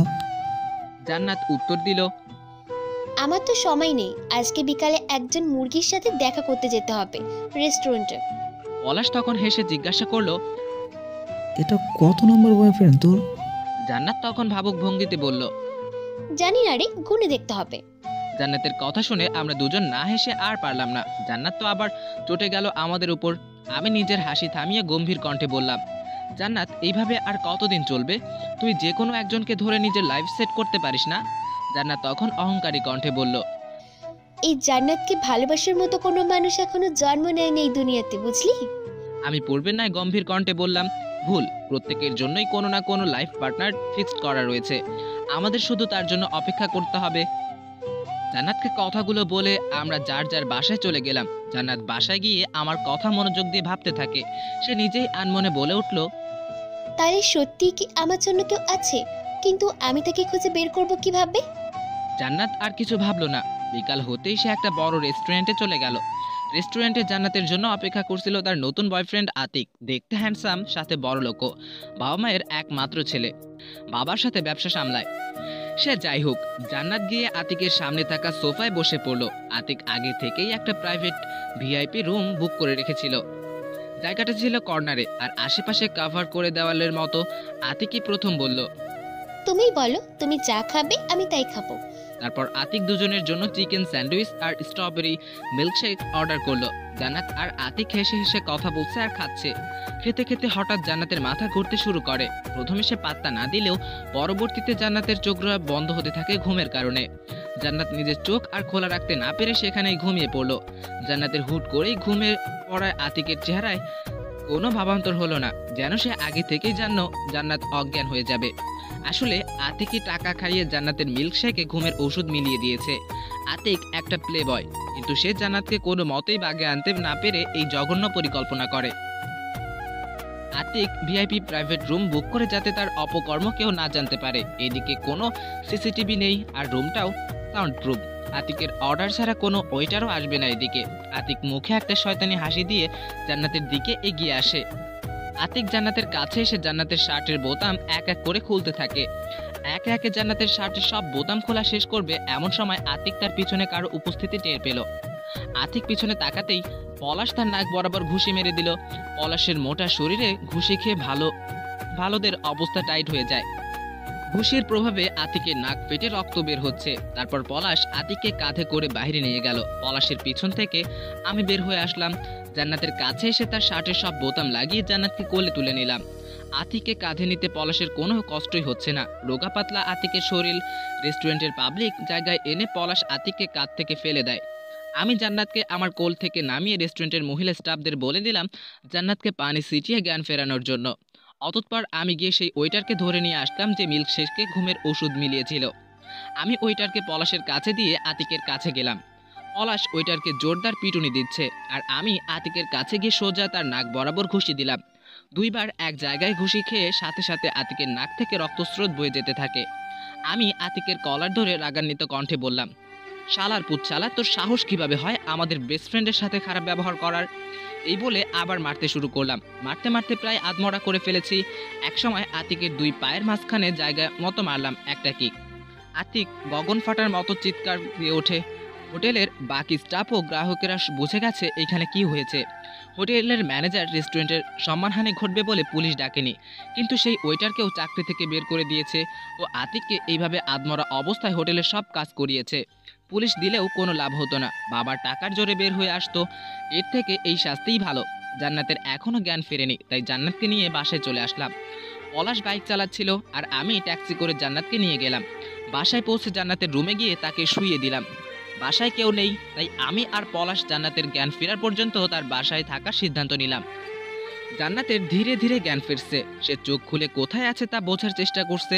জান্নাত নিজেকে তার রুমে দেখতে পেয়ে খানিকটা অবাক হলো। সে ভাবছে সে তো রেস্টুরেন্টে ছিল, সেইখানে কি হয়েছে সেটা সে মনে করতে পারছে না। মাথায় জোর দিতেই মাথা ব্যথা শুরু হয় আর সে চিৎকার দিয়ে ওঠে। জান্নাতের চিৎকার শুনে আমি আর পলাশ দৌড়ে তার রুমে গেলাম। জান্নাত আমাদের দেখতে পেয়ে জিজ্ঞাসা করলো, আমি এখানে কিভাবে এলাম? আমি তো রেস্টুরেন্টে ছিলাম, তোরা এখানে কি করছিস? এমনিতেই আমার মাথা গরম ছিল, তার উপর জান্নাতের প্রশ্নগুলো শুনে আমার মেজাজটা আরো গরম করে গেল। আমি জান্নাতের গালে ঠাস করে থাপ্পড় বসিয়ে দিই। দুধে হালতার মতো গালে আমার হাতের ছাপ বসে গেল। থাপ্পড় দিয়েই আমি রুম থেকে বের হয়ে গেলাম। জান্নাত গালে হাত দিয়েই আমার চলে যাওয়ার দিকে অশ্রু মিশ্রিত নয়নে তাকিয়ে আছে। অশ্রুতে টলমল করছে জান্নাতের চোখ জোড়া। আমি কোনোদিন জান্নাতের গায়ে হাত তুলিনি। হাত তোলা তো দূরের কথা, জান্নাতের সাথে আমি কখনো উঁচু গলায় কথা পর্যন্ত বলিনি। পলাশ জান্নাতকে আশ্বাস দিয়ে বলল, জান্নাত, তুই রাশেদের আচরণে কিছু মনে করিস না, আমি তোকে সব খুলে বলছি। জান্নাত পলাশকে ঝাপটে ধরে কেঁদে দিল। আমি জান্নাতকে মারতে পারবো জান্নাত কখনো ভাবতেও পারেনি। পলাশ জান্নাতকে নিজের থেকে ছাড়িয়ে জান্নাতের চোখাচোখি হয়ে বলল, প্লিজ তুই কাঁদিস না, আমি তোকে বলছি সব। আসলে আমি রাশেদকে জোর করে রেস্টুরেন্টে নিয়ে যাই। ওকে মুখ দেখাতেই পারতো না। জান্নাত আর পলাশ তৎক্ষণাৎ রুম থেকে বেরিয়ে পড়ে। আমি জান্নাতের বাসার বাইরে চেয়ারে বসে আছি। আমি উল্টো দিকে মুখ দিয়ে বসে আছি দেখে জান্নাত আমার কাঁধে হাত রাখলো, কিন্তু আমি তড়িৎ গতিতে হাত ছড়িয়ে দেই। জান্নাত তখন জোর করে আমাকে তার দিকে ঘোরালো। জান্নাত দেখতে পেল আমার গাল বেয়ে অশ্রুপাত হচ্ছে। পলাশ আর জান্নাত জীবনে কখনো আমাকে কাঁদতে দেখেনি, তাই জান্নাত অবাক স্বরে বলল, রাশেদ, তোর চোখে পানি? আমি বিনয় কণ্ঠে বললাম, আমি তোর গায়ে হাত তুলবো এইটা আমি স্বপ্নেও ভাবতে পারিনি, আমাকে মাফ করে দিস। কি করব বল? আমরা যে তোকে নিজের বেস্ট ফ্রেন্ড মনে করি, তুই বারবার ভুলে করে গিয়েছিস আর আমরা তোকে সাপোর্ট করে গিয়েছি, কিন্তু তুই এখনো এই দুনিয়া সম্পর্কে ভালো করে জানিস না। তোকে বলেছিলাম এইসব ছেলে পটানো ছেড়ে দে আর নিজের ক্যারিয়ার নিয়ে ভাবতে, কিন্তু তুই শুনিসনি আমার কথা। তুই ভাবতে পারছিস আজ আমরা সেখানে সময় মতো না পৌঁছালে কি হতো? জান্নাত তো নরম কণ্ঠে বলল, আই এম সরি দোস্ত, আমি সত্যি বলছি, আতিক এইরকম কাজ করবে আমি ভাবতে পারিনি। আমি এখন থেকে ভালো হয়ে যাব। এই যে তোদের কসম কেটে বললাম, আমি আর এইসবে নিজের সময় নষ্ট করব না। আমি এখন থেকে নিজের কেরিয়ার দিকে মনোযোগ দিব, আর তোর কথা মতো সেই জীবনসঙ্গীর অপেক্ষা করব। আমি নিজের বাম হাতের উল্টো পাশ দিয়ে নিজের চোখ মুছে বললাম, তুই সত্যি বলেছিস তো? জান্নাত হাসি মুখে বলল। হ্যাঁ রে, সত্যি বলছি। তারপর আমি, পলাশ ও জান্নাত নিজেদেরকে স্বাভাবিক করে কিছুক্ষণ আড্ডা দিলাম। পরদিন সকালে সময় মতো ভার্সিটিতে চলে গেলাম। এইভাবে আমাদের জীবন কাটতে থাকে। দিনের পর দিন চলে যায়, মাসের পর মাস চলে যায়। জান্নাত এখন অনেকটাই পাল্টে গেছে। আমরা ইয়ার চেঞ্জ করে 3rd ইয়ারে উঠে গেলাম। জান্নাত এবার সবাইকে অবাক করে 2nd পজিশনে উঠেছে। যেখানে সে সবার শেষে থাকতো, এইবার সে অনেক ভালো রেজাল্ট করেছে। দেখে সবাই অনেক খুশি। সব প্রফেসররাও জান্নাতের রেজাল্ট অবাক হয়েছেন। বরাবরের মতো আমি ফার্স্ট হয়েছি। ভার্সিটির ক্যান্টিনে আমি, পলাশ আর জান্নাত বসে আছি। আমরা সবাই বসে আড্ডা দিচ্ছিলাম। এমন সময় একটা ছেলে আসলো। ছেলেটা যে হ্যান্ডসাম সেটা যে কেউ দেখে বলে দিবে। হাইটে 6 ফুট তো হবেই। সম্ভবত ছেলেটা লাস্ট ইয়ারের। ছেলেটা প্রফুল্লিত কণ্ঠে বলল, হাই এভরিওয়ান, কেমন আছো তোমরা? জি ভাইয়া, আমরা ভালো আছি। আপনি কেমন আছেন? ছেলেটা প্রতি উত্তরে বলল, আমিও ভালো আছি। আর এই ভাইয়া বলা ছাড়ো, আমিও তোমাদের সমবয়সী। কলমি আকাশ, আমার নাম আকাশ। পলাশের দিকে তাকালাম। তারা কিছুক্ষণ ভেবে মাথা নেড়ে হ্যাঁ বোধক সম্মতি দিল। ইরা যখন রাজি তাহলে, আর সেও আমাদের 3 জনের ব্যাপারে অনেক কিছু জেনে নিল। আকাশকে কেন জানি আমার সুবিধার মনে হচ্ছে না। আমার মনে হচ্ছে আকাশ আমাদের সাথে বন্ধুত্ব করতে আসেনি। আমাদের কাছে আসার জন্য তার অন্য কোনো স্বার্থ আছে। আমি কারোর সাথে একটু কথা বললেই তার মনের কথা বুঝতে পারি। আমরা অনেকক্ষণ আড্ডা মেরে মেরে যার যার বাসায় চলে যাই। বাসায় আসতে আব্বু বলে উঠল, রাশেদ শোন, আগামীকাল আমরা কুমিল্লা যাব। আমি ভ্রুকুসকে জিজ্ঞেস করলাম, হঠাৎ কুমিল্লা কেন? আম্মু আমাদের কথোপকথনের মাঝে এসে বলল, আরে তোর খালাতো বোন জেরিনের বিয়ে আগামী সপ্তাহে। আমি পাত্তা না দিয়ে বললাম, তো আমি কি করব ওই শাকচুন্নির বিয়েতে? আম্মু তখন ঝাঁঝালো কণ্ঠে বলল, কি করবি মানে? তুই জেরিনের একমাত্র খালাতো ভাই, আর তুই যাবি না? আমি আম্মুকে বললাম, আম্মু তুমি বোঝার চেষ্টা করো, আমার সেখানে একা একা ভালো লাগে না। একা একা কোথায় থাকতে বলছি তোকে? জেরিন তোর সাথে জান্নাত আর পলাশকেও আসতে বলেছে। আমি বিস্মিত কণ্ঠে বললাম, ওই শাকচুন্নি এইটা বলেছে? বাহ, তাহলে তো যেতেই হবে। তোমরা সকাল সকাল চলে যেও। আমি পলাশ আর জান্নাতের সাথে ভার্সিটির ক্লাস শেষ করে কুমিল্লার উদ্দেশ্যে রওনা দিব। ঠিক আছে, তোর যা ইচ্ছা তাই করবি। তারপর আমি নিউজের রুমে চলে গেলাম। ওহ, আপনাদের বলা হয়নি, জেরিন আমার খালাতো বোন। জেরিন পলাশ আর জান্নাতকে অনেক আগে থেকেই চিনে। জেরিন অনেকবার আমাদের বাসায় এসেছে, আর সেই সূত্রে পলাশ আর জান্নাতের সাথেও পরিচয়। জেরিনও আমাদের 2 ব্যাচ জুনিয়র, তারপরেও আমরা একে অপরকে তুই করেই বলি। পরের দিন ভার্সিটিতে গিয়ে জান্নাত আর আকাশ হেসে হেসে কথা বলছে। কেন জানি না জান্নাতের সাথে আকাশের হেসে হেসে কথা বলা আমার সহ্য হচ্ছে না। আমি তাদের মাঝখানে গিয়ে বসলাম আর বললাম, কি নিয়ে হাসাহাসি হচ্ছে 2 বন্ধুর মাঝে?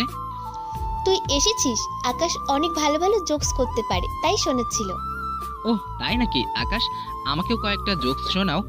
আমার আশাতে আকাশ একদমই খুশি হয়নি, তা তাকে দেখেই বোঝা যাচ্ছে। আমাদের কথা বলার মাঝে পলাশ এসে পড়লো। কিছুক্ষণ আড্ডা দিয়ে আমরা ক্লাসে চলে গেলাম। আমি, পলাশ আর জান্নাতকে কুমিল্লা যাওয়ার কথা এখনো বলিনি। কেন জানি মনে হচ্ছে এখন বলা ঠিক হবে না। ভার্সিটির ক্লাস শেষ হতেই আমরা 3 জন বেরিয়ে গেলাম। গেটের সামনে যেতেই দেখতে পেলাম আকাশ দাঁড়িয়ে আছে। পলাশ আকাশকে জিজ্ঞেস করলো, কি ব্যাপার আকাশ, তুমি বাসায় যাওনি? আসলে প্রতিদিন একা একা যাই, তাই ভাবলাম আজ তোমাদের সাথে যাই। তোমরা আমার গাড়িতে ওঠো। কেউ কিছু বলবে তার আগেই আমি গম্ভীর কণ্ঠে বললাম, সরি আকাশ, আমরা গাড়িতে উঠি না। আকাশ ফোঁস করে দীর্ঘ নিঃশ্বাস ফেলল। আকাশকে দেখে অনেকটা নিরাশ মনে হলো। তারপর আকাশ চলে গেল গাড়ি করে, আর আমরা হেঁটে হেঁটে যাচ্ছি। আকাশকে না করতে পলাশ ও জান্নাত চমকে উঠল, তবুও তারা কিছু বলল না। কথা বলতে বলতে আমরা এলাকায় এসে পড়লাম। রাস্তার মোড়ে আসতেই দুজনকে বললাম, শোন, তোদের সাথে কথা ছিল, এখন তোরা বাসায় গিয়ে নিজেদের ব্যাগ প্যাক করে নিবি। আগামী 1 সপ্তাহের জন্য আমরা ঘুরতে যাব। আমার কথা শুনে পলাশ বিস্ময়কর দৃষ্টিতে আমার দিকে তাকালো, বরং বলল, কি বলছিস তুই? ঘুরতে যাব? কিন্তু কোথায় যাব? আর হুট করে কেন সিদ্ধান্ত নিলি বললি না যে? জান্নাত তো পলাশের কথায় সায় দিয়ে বলল, পলাশ তো ঠিকই বলেছে, হুট করে তুই ঘুরতে যাওয়ার কথা কেন বলছিস? আর আগে বললে আমরা আকাশকেও বলতে পারতাম। আকাশের নাম শোনা মাত্রই কেন জানি মন মেজাজ সব খারাপ হয়ে গেল। তবুও নিজেকে সামলিয়ে বললাম, আকাশকে কেন বলবো? আর আমরা ঘুরতে যাব কুমিল্লায়। সেখানে আমার খালাতো বোন জেরিনের বিয়ে আগামী সপ্তাহে। জেরিন তোদেরও আসতে বলেছে। আম্মু আব্বু সকালেই চলে গেছে। আমি ভাবলাম দিনগুলো কিরকম একঘেয়েমি হয়ে যাচ্ছে, তাই একটু হাওয়া বদল করে আসলে মন্দ হয় না। এখন তোরা কি যাবি নাকি বল? না গেলে না হলে আমি যাব না। পলাশ তখন তড়িৎ গতিতে উত্তর দিল, আরে যাব না মানে? অবশ্যই যাব। জেরিন যখন বলছে তখন নিশ্চয় যাব। আর বিয়ে বাড়িতে যাওয়া মানে অনেক রকমের খানা পিনা রয়েছে তো। জান্নাত তো সায় দিয়ে বলল, হ্যাঁ, আমিও যাব। কখন রওনা দিবি? তোরা বাসায় গিয়ে প্রস্তুত হ, আমরা বিকালেই রওনা দিব। যেতে যেতে অনেক রাত হয়ে যাবে, আর জ্যামে পড়লে তো নাউজুবিল্লাহ। তারপর আমরা যার যার বাসায় চলে গেলাম। বিকালের মধ্যেই সবাই রেডি হয়ে সায়দাবাদ বাস স্টেশনে এসে পড়লাম। সেখান থেকে লাকসামের টিকিট কেটে বাসে উঠে পড়লাম। একটু পর বাস রওনা দিল। আমি আর জান্নাত একসাথে বসেছি, আর পলাশ অন্য জায়গায় বসেছে। রাস্তাঘাটে তেমন কোনো জ্যাম নেই, তবুও রাত 10টা বেজে গেছে। আমরা মাত্র কুমিল্লায় বিশ্ব রোডে আসলাম। বাস কুমিল্লা নূরজাহান হোটেলের সামনে থামলো। এই হোটেলে অনেকবার এসেছি, বাংলাদেশের সব থেকে বড় রেস্টুরেন্ট বলে কথা। আমি নামলাম না। পলাশ অনেকবার বলল কিছু খেয়ে নিতে, কিন্তু আমি মানা করে দিয়েছি। পাশে ফিরে দেখি জান্নাত ঘুমাচ্ছে আমার কাঁধে মাথা রেখে। এখন খেতে গেলে জান্নাতের ঘুম ভেঙে যাবে, তাই তাকে আর ডিস্টার্ব করলাম না। জান্নাতকে ঘুমন্ত অবস্থায় অনেক মায়াবী লাগছে। আমি জান্নাতের দিকে এক নজর তাকিয়ে আছি। এমন সময় জান্নাতের মোবাইলটা বেজে উঠল। ফোন ভাইব্রেশন মোডে থাকায় আওয়াজ হচ্ছে না। আমি জান্নাতের পাশ থেকে সাবধানতার সাথে মোবাইল বের করে দেখি আকাশ ফোন করেছে। আমাদের কারোর কাছে আকাশের নাম্বার নেই, অথচ জান্নাতের কাছে আছে। আমি সাথে সাথে জান্নাতের মোবাইল সুইচ অফ করে দিলাম। তারপর মোবাইল পূর্বের জায়গায় রেখে দিলাম। রাত 11টার দিকে আমরা লাকসাম দিশা কাউন্টারে গিয়ে পৌঁছালাম। সেইখান থেকে সিএনজি করে চলে গেলাম জেরিনদের বাসার সামনে। 3 তলা বিশিষ্ট বিল্ডিং, অনেক ভালো করে সাজানো হয়েছে। এলাকার কমিশনারের মেয়ে জেরিন, বিয়ে তো বিলাসবহুল ভাবে হবে, এইটা স্বাভাবিক। আমরা বাসায় পৌঁছানোর সাথে সাথেই সবাই আমাদের উপর ক্ষেপে গেল দেরি করে আসার জন্য। বাসার সবাই পলাশ আর জান্নাতকে আমার বেস্ট ফ্রেন্ড হিসেবেই জানে। জেরিনের সাথে দেখা করলাম। আমাদের দেখে জেরিন বলল, পলাশ আর জান্নাত, তোমরা এসেছো এতক্ষণে? আর এই হাতারাম, তুই এত দেরি করলি কেন? আমি তখন চোখ রাঙিয়ে বললাম, চুপ কর শাকচুন্নি, আসতেই যাচ্ছিলাম না, এখানে এসেছি, এইটা তোর 14 গোষ্ঠীর কপাল। জেরিন তাচ্ছিল্যের সুরে বলে, আসছে। তোকে কে আসতে বলেছে? যা এখান থেকে। পলাশ আমাদের তর্ক থামানোর জন্য বলল, আহা জেরিন, ছাড়ো এসব। এখন বলো তোমার কার সাথে বিয়ে হচ্ছে? জান্নাত তো একই কথা বলল। হ্যাঁ বলো, who is the lucky girl? আমি মুখ বাঁকিয়ে বললাম, আসছে লাকি গায়। ও ব্যাটা নির্ঘাত কানা, না হলে ওই রকম শাকচুন্নিকে বিয়ে করতো। আর বিয়ে যদি করে, ওই ব্যাটা হবে এই দুনিয়ার সব থেকে আনলাকি গায়। আমার কথা শুনে জান্নাত আমাকে ধমক দিয়ে বলল, রাশিদ তুই চুপ কর তো। জেরিন তুমি বলো। নিলয় আমার 3 বছরের সিনিয়র, এখন সরকারি কলেজের প্রফেসর। আমি জেরিনের কথা শুনে কিঞ্চিত হেসে বললাম, বিয়ের পর সারাদিন লেকচার শুনতে শুনতে জীবন কেটে যাবে তোর। জেরিন এবার আমার উদ্দেশ্যে বলল, তোকে তো প্রপোজ করেছিলাম, কিন্তু তুই তো অ্যাকসেপ্ট করলি না। তুই অ্যাকসেপ্ট করলেই তো আর এই বিয়ে করতাম না। আমি তখন জেরিনকে বললাম, শোন, এই রাশেদের এতটাও খারাপ দিন আসেনি যে তোর মতো শাকচুন্নিকে বিয়ে করবে। জেরিন আর কিছু বলল না। আমরা ডিনার করে নিলাম। অতঃপর আমরা হাসি তামাশা করে ঘুমোতে চলে গেলাম। জেরিন দেখতে মারাত্মক সুন্দরী হলেও আমি তাকে বোনের নজরেই দেখি। আমিও পলাশ এক ঘরে আছি, আর জান্নাত এবং জেরিন এক রুমে আছে। বিয়ে বাড়ি বলে কথা, রুম কি আর পাওয়া যাবে? সকালে সবার হইচইতে ঘুম ভেঙে গেল। বিয়ে বাড়িতে এসেছি আর হইচই শুনে ঘুম ভাঙবে না, এইটা কি হয়? এই জন্যই আমি কোনো বিয়ে বাড়িতে আসতে চাই না। সে যাই হোক, আমি চোখ খুলে দেখি পলাশ মরার মতো ঘুমাচ্ছে। পলাশের পিছনে দিলাম একটা লাথি।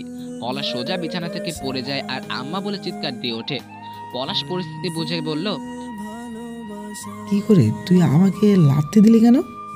এই শোরগোলে আমি ঘুমাতে পারছি না, আর তুই মরার মতো ঘুমাচ্ছিস। বন্ধু হয়ে কি এইটা সহ্য করতে পারি আমি, তুই বল? পলাশ তখন কাঁদো কাঁদো চেহারা নিয়ে বলল, কেউ একজন সত্যি কথাই বলেছে। যে মানুষ জীবনের সব থেকে বড় দুশ্মন হলো তার কাছের বন্ধু। আমি বললাম, প্রবাদ বাক্য শেষ হলে ফ্রেশ হয়ে নে, এ দিয়ে অনেক কাজ করতে হবে। পলাশ তখন জিজ্ঞাসু দৃষ্টিতে বলল, কি কাজ করতে হবে? আমরা না মেহমান? আমি উত্তর দিলাম, আরে বেটা, ঘোরাফেরাও তো একটা কাজ। পলাশ আর কথা না বাড়িয়ে ফ্রেশ হতে চলে গেল, আর আমিও ফ্রেশ হয়ে নিলাম। অতঃপর আমরা ব্রেকফাস্ট করতে নিচে গেলাম। সবাই কোনো না কোনো কাজে ব্যস্ত। জেরিনের বাবা আমাকে দেখেই আমার দিকে এগিয়ে এলো। আমি আঙ্কেলকে দেখে সালাম দিলাম। তিনি সালামের উত্তর নিয়ে বললেন, ওয়ালাইকুম আসসালাম। তোমার সাথে গতকাল আমার দেখা হয়নি, একমাত্র খালাতো বোনের বিয়েতে এসেছো। আর এভাবে ঘুরলে ফিরলে তো চলবে না, কাজ করতে হবে। ইয়ং ম্যান, অলস শরীর শয়তানের রাস্তা, আর অকর্মঠ শরীর। আমি আঙ্কেলকে থামিয়ে বললাম, হ্যাঁ আঙ্কেল, আমি বুঝতে পেরেছি। আপনি নিজের মতো কাজ করুন, আর আমরা সব কাজ করে দিব। আঙ্কেল কিঞ্চিত হেসে বললেন, এই তো বুঝতে পেরেছো। তারপর আঙ্কেল চলে গেল। তিনি যাওয়ার পর নিজেই নিজেকে বললাম, শালার কেন যে এলাম এখানে। আঙ্কেল আমাকে দেখলেই ভাষণ শুরু করে দেয়। পলাশ তখন জিজ্ঞেস করলো, তা এখন কি করবি? আমি মুস্কি হাসি দিয়ে বললাম, এই রাশেদ একবার যা বলে তাই করেই ছাড়ে, তুই শুধু দেখে যা। তারপর আমরা ডাইনিং টেবিলে গিয়ে নাস্তা খেয়ে নিলাম। আমার চোখ শুধু জান্নাতকেই খুঁজছিল। একটু দূরে তাকাতেই দেখলাম জান্নাত আমাদের দিকেই আসছে। জান্নাত আমাদের কাছে এসে বলল, তোরা এখানে আর আমি তোদের খুঁজে বেড়াচ্ছি। আমার না বোরিং বোরিং লাগতেছে, চল না কোথাও একটা ঘুরতে যাই। পলাশ প্রফুল্লিত হয়ে বলল, এই হলো জানে জিগার বন্ধু। ঠিকই, আমাদের মনের সাথে তোর মন মিলে গেল, কিন্তু এত কাজ ফেলে যাব কিভাবে? আমি যখন বলেছি যাব মানে যাব, তোরা শুধু আমার পিছু পিছু আয়। আমার কথা শুনে দুজনেই আমার পিছু পিছু এলো। আমি জেরিনের রুমের সামনে গেলাম। সেখানে জেরিন সহ তার কিছু বান্ধবীরা আড্ডা দিচ্ছিল। এখনো সবাই আসেনি। আগামীকাল গায়ে হলুদ, তাই সবাই আগামীকাল আসবে। যাদের বাসা কাছে তারাই শুধু আজকে এসছে। আমি রুমে প্রবেশ করেই ধমক দিয়ে বললাম, এই শাকচুন্নির ঘরের পেতনিরা, তোরা এইখান থেকে বের হ। তোদের হেড শাকচুন্নির সাথে আমার কথা আছে। জেরিনের বান্ধবীরা আমার দিকে তাকিয়ে ভেংসি কেটে রুম থেকে বের হয়ে গেল। জেরিন তখন ভ্রুকুসকে জিজ্ঞেস করলো, কি রে, তুই ওদের কেন বের করলি আমার রুম থেকে? আমি স্বাভাবিক ভঙ্গিতেই বললাম, আচ্ছা তোরা এইখানে দম বন্ধ হয়ে যায় না? বিয়ে বলে কি তোর ফ্রিডম নাই নাকি? পরশু তোর বিয়ে, আর তুই কিনা কোরবানির গরুর মতো এখানে আটকে পড়ে আছিস। চল আমাদের সাথে ঘুরতে, অনেকদিন ধর্মসাগর যাওয়া হয়নি, সেখানেই যাব। আমার কথা মনে হয় কাজ দিয়েছে। জেরিন আমার কথায় একটু নড়ে চেড়ে উঠলো আর বলল, আমারও এইসব অসহ্য লাগে, কিন্তু আব্বুর কড়া নির্দেশ আছে, আমি কোথাও বেরোতে পারবো না। প্লিজ তুই কিছু একটা প্ল্যান বের কর। আর কেউ জানুক আর না জানুক, আমি তো জানি তোর মাথায় সবসময় 2 নম্বরই বুদ্ধি কিলবিল করতে থাকে। আমি বললাম, তুই প্রশংসা করলি নাকি দুর্নাম করলি? সে যাই হোক, আঙ্কেলকে ম্যানেজ করব আমি। তুই শুধু আমার হ্যাঁতে হ্যাঁ মিলাবি, আর নাতে না মিলাবি। পরে পাল্টি খেলে তোর সাথে আমিও ফেসে যাব। জেরিন তখন সায় দিয়ে বলল, ঠিক আছে, তুই যা বলবি তাই হবে। তারপর আমি জেরিন, পলাশ আর জান্নাতকে নিয়ে আঙ্কেলের কাছে গেলাম। জেরিনের আব্বু অর্থাৎ আঙ্কেল আমাদের একসাথে দেখে জিজ্ঞেস করলেন, কিছু বলবে তোমরা? আমি বললাম, আঙ্কেল আমি নয় জেরিন কিছু বলতে চাই আপনাকে। আমার কথা শুনে আঙ্কেল জেরিনের দিকে তাকালো। জেরিন তো ভয়ে চুপসে গেল একেবারে। আমি আবারও বললাম, আঙ্কেল জেরিন আপনাকে বলতে ভয় পাচ্ছে, তাই আমি বলছি। আসলে জেরিনের হবু বর নিলয় জেরিনের জন্য কিছু গিফট কিনেছে, কিন্তু সে বিয়ের আগেই হবু শ্বশুর বাড়িতে আসতে চায় না। আপনি জেরিনকে বাসা থেকে বের হতে মানা করেছেন, তাই জেরিন আমাকে বলল। এখন আপনি যদি পারমিশন দেন তাহলে আমরা গিয়ে সেই গিফটগুলো নিয়ে আসতাম, সাথে জেরিনকেও নিয়ে গেলে আরো ভালো হতো। এতে দুজনের মধ্যে একটু বন্ধুত্বের সম্পর্ক সৃষ্টি হতো। আর আমি তো শুনেছি আপনি আর আন্টিও কলেজ লাইফে বন্ধু ছিলেন, তারপর আপনাদের মাঝে ভালোবাসা হয়, আর তারপর পালিয়ে বিয়ে করেন। সে যাই হোক, আঙ্কেল আপনি কি পারমিশন দিবেন? আপনার চিন্তা করার কোনো দরকার নেই, আমরা তিনজন সারাক্ষণ জেরিনের সাথে সাথেই থাকবো। আঙ্কেল আমার কথা শুনে তীক্ষ্ণ দৃষ্টিতে জেরিনের দিকে তাকালেন। জেরিন আমার কথা মতো মাথা নেড়ে হ্যাঁ বোধক সম্মতি জানালো। আঙ্কেল তখন হাসি মুখে বললেন, ঠিক আছে, দুপুরে খেয়ে দিয়ে বের হবে আর সন্ধ্যার আগে চলে আসবে। বিয়ের আগে মেয়ের বাসার বাইরে থাকলে ভালো দেখায় না। রাশেদ, তুমি অত্যন্ত জ্ঞান বুদ্ধি সম্পন্ন একটা ছেলে, তাই তোমার উপর ভরসা রেখে আমি মেয়েটাকে ছাড়ছি। এই বলে আঙ্কেল চলে গেল, আর সাথে সাথে পলাশ আমাকে জড়িয়ে ধরলো আর প্রফুল্লিত কণ্ঠে বলল, জিও দোস্ত, তোর বুদ্ধির জবাব নেই। জেরিন আর চোখে আমার দিকে তাকিয়ে বলল, এখন তোদের আসল মতলব বুঝেছি। তোরা ঘুরতে যাবি আর এই জন্য তোরা আমাকে ব্যবহার করছিস? আরে এত হাইপার হওয়ার কিছু নেই, যাত্রাপথে তোর ওই মাস্টারকেও পিক করে নিব। জেরিন তখন প্রফুল্লিত হয়ে বলল।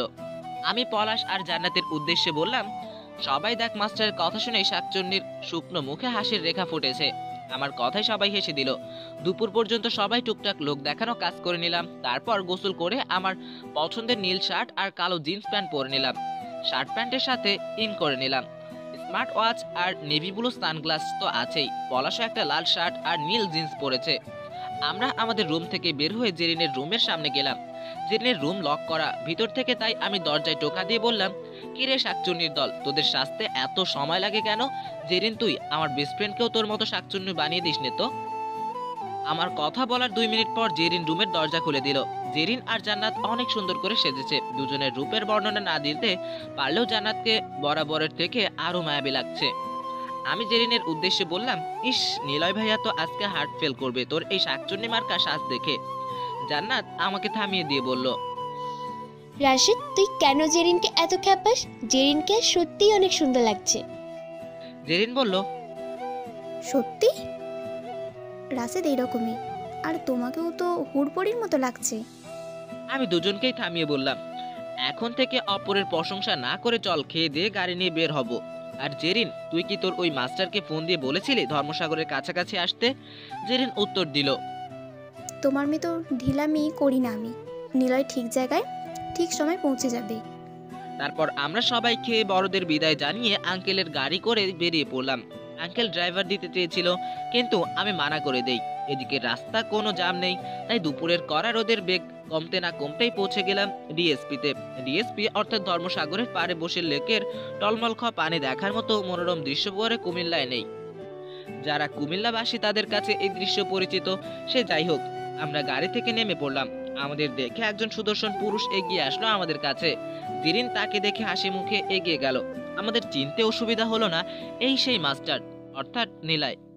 পলাশ আমার কানে কানে ফিসফিসিয়ে বলল, দোষ, আমরা তো ভেবেছিলাম নিলয় ভাইয়া সব টিচারদের মতো ভরিয়ালা হবেন, কিন্তু নিলয় ভাইয়া জিম করা সিক প্যাকওয়ালা শিক্ষক। আমি পলাশের কথার জবাব না দিয়ে নিলয় ভাইয়ের দিকে এগিয়ে গেলাম।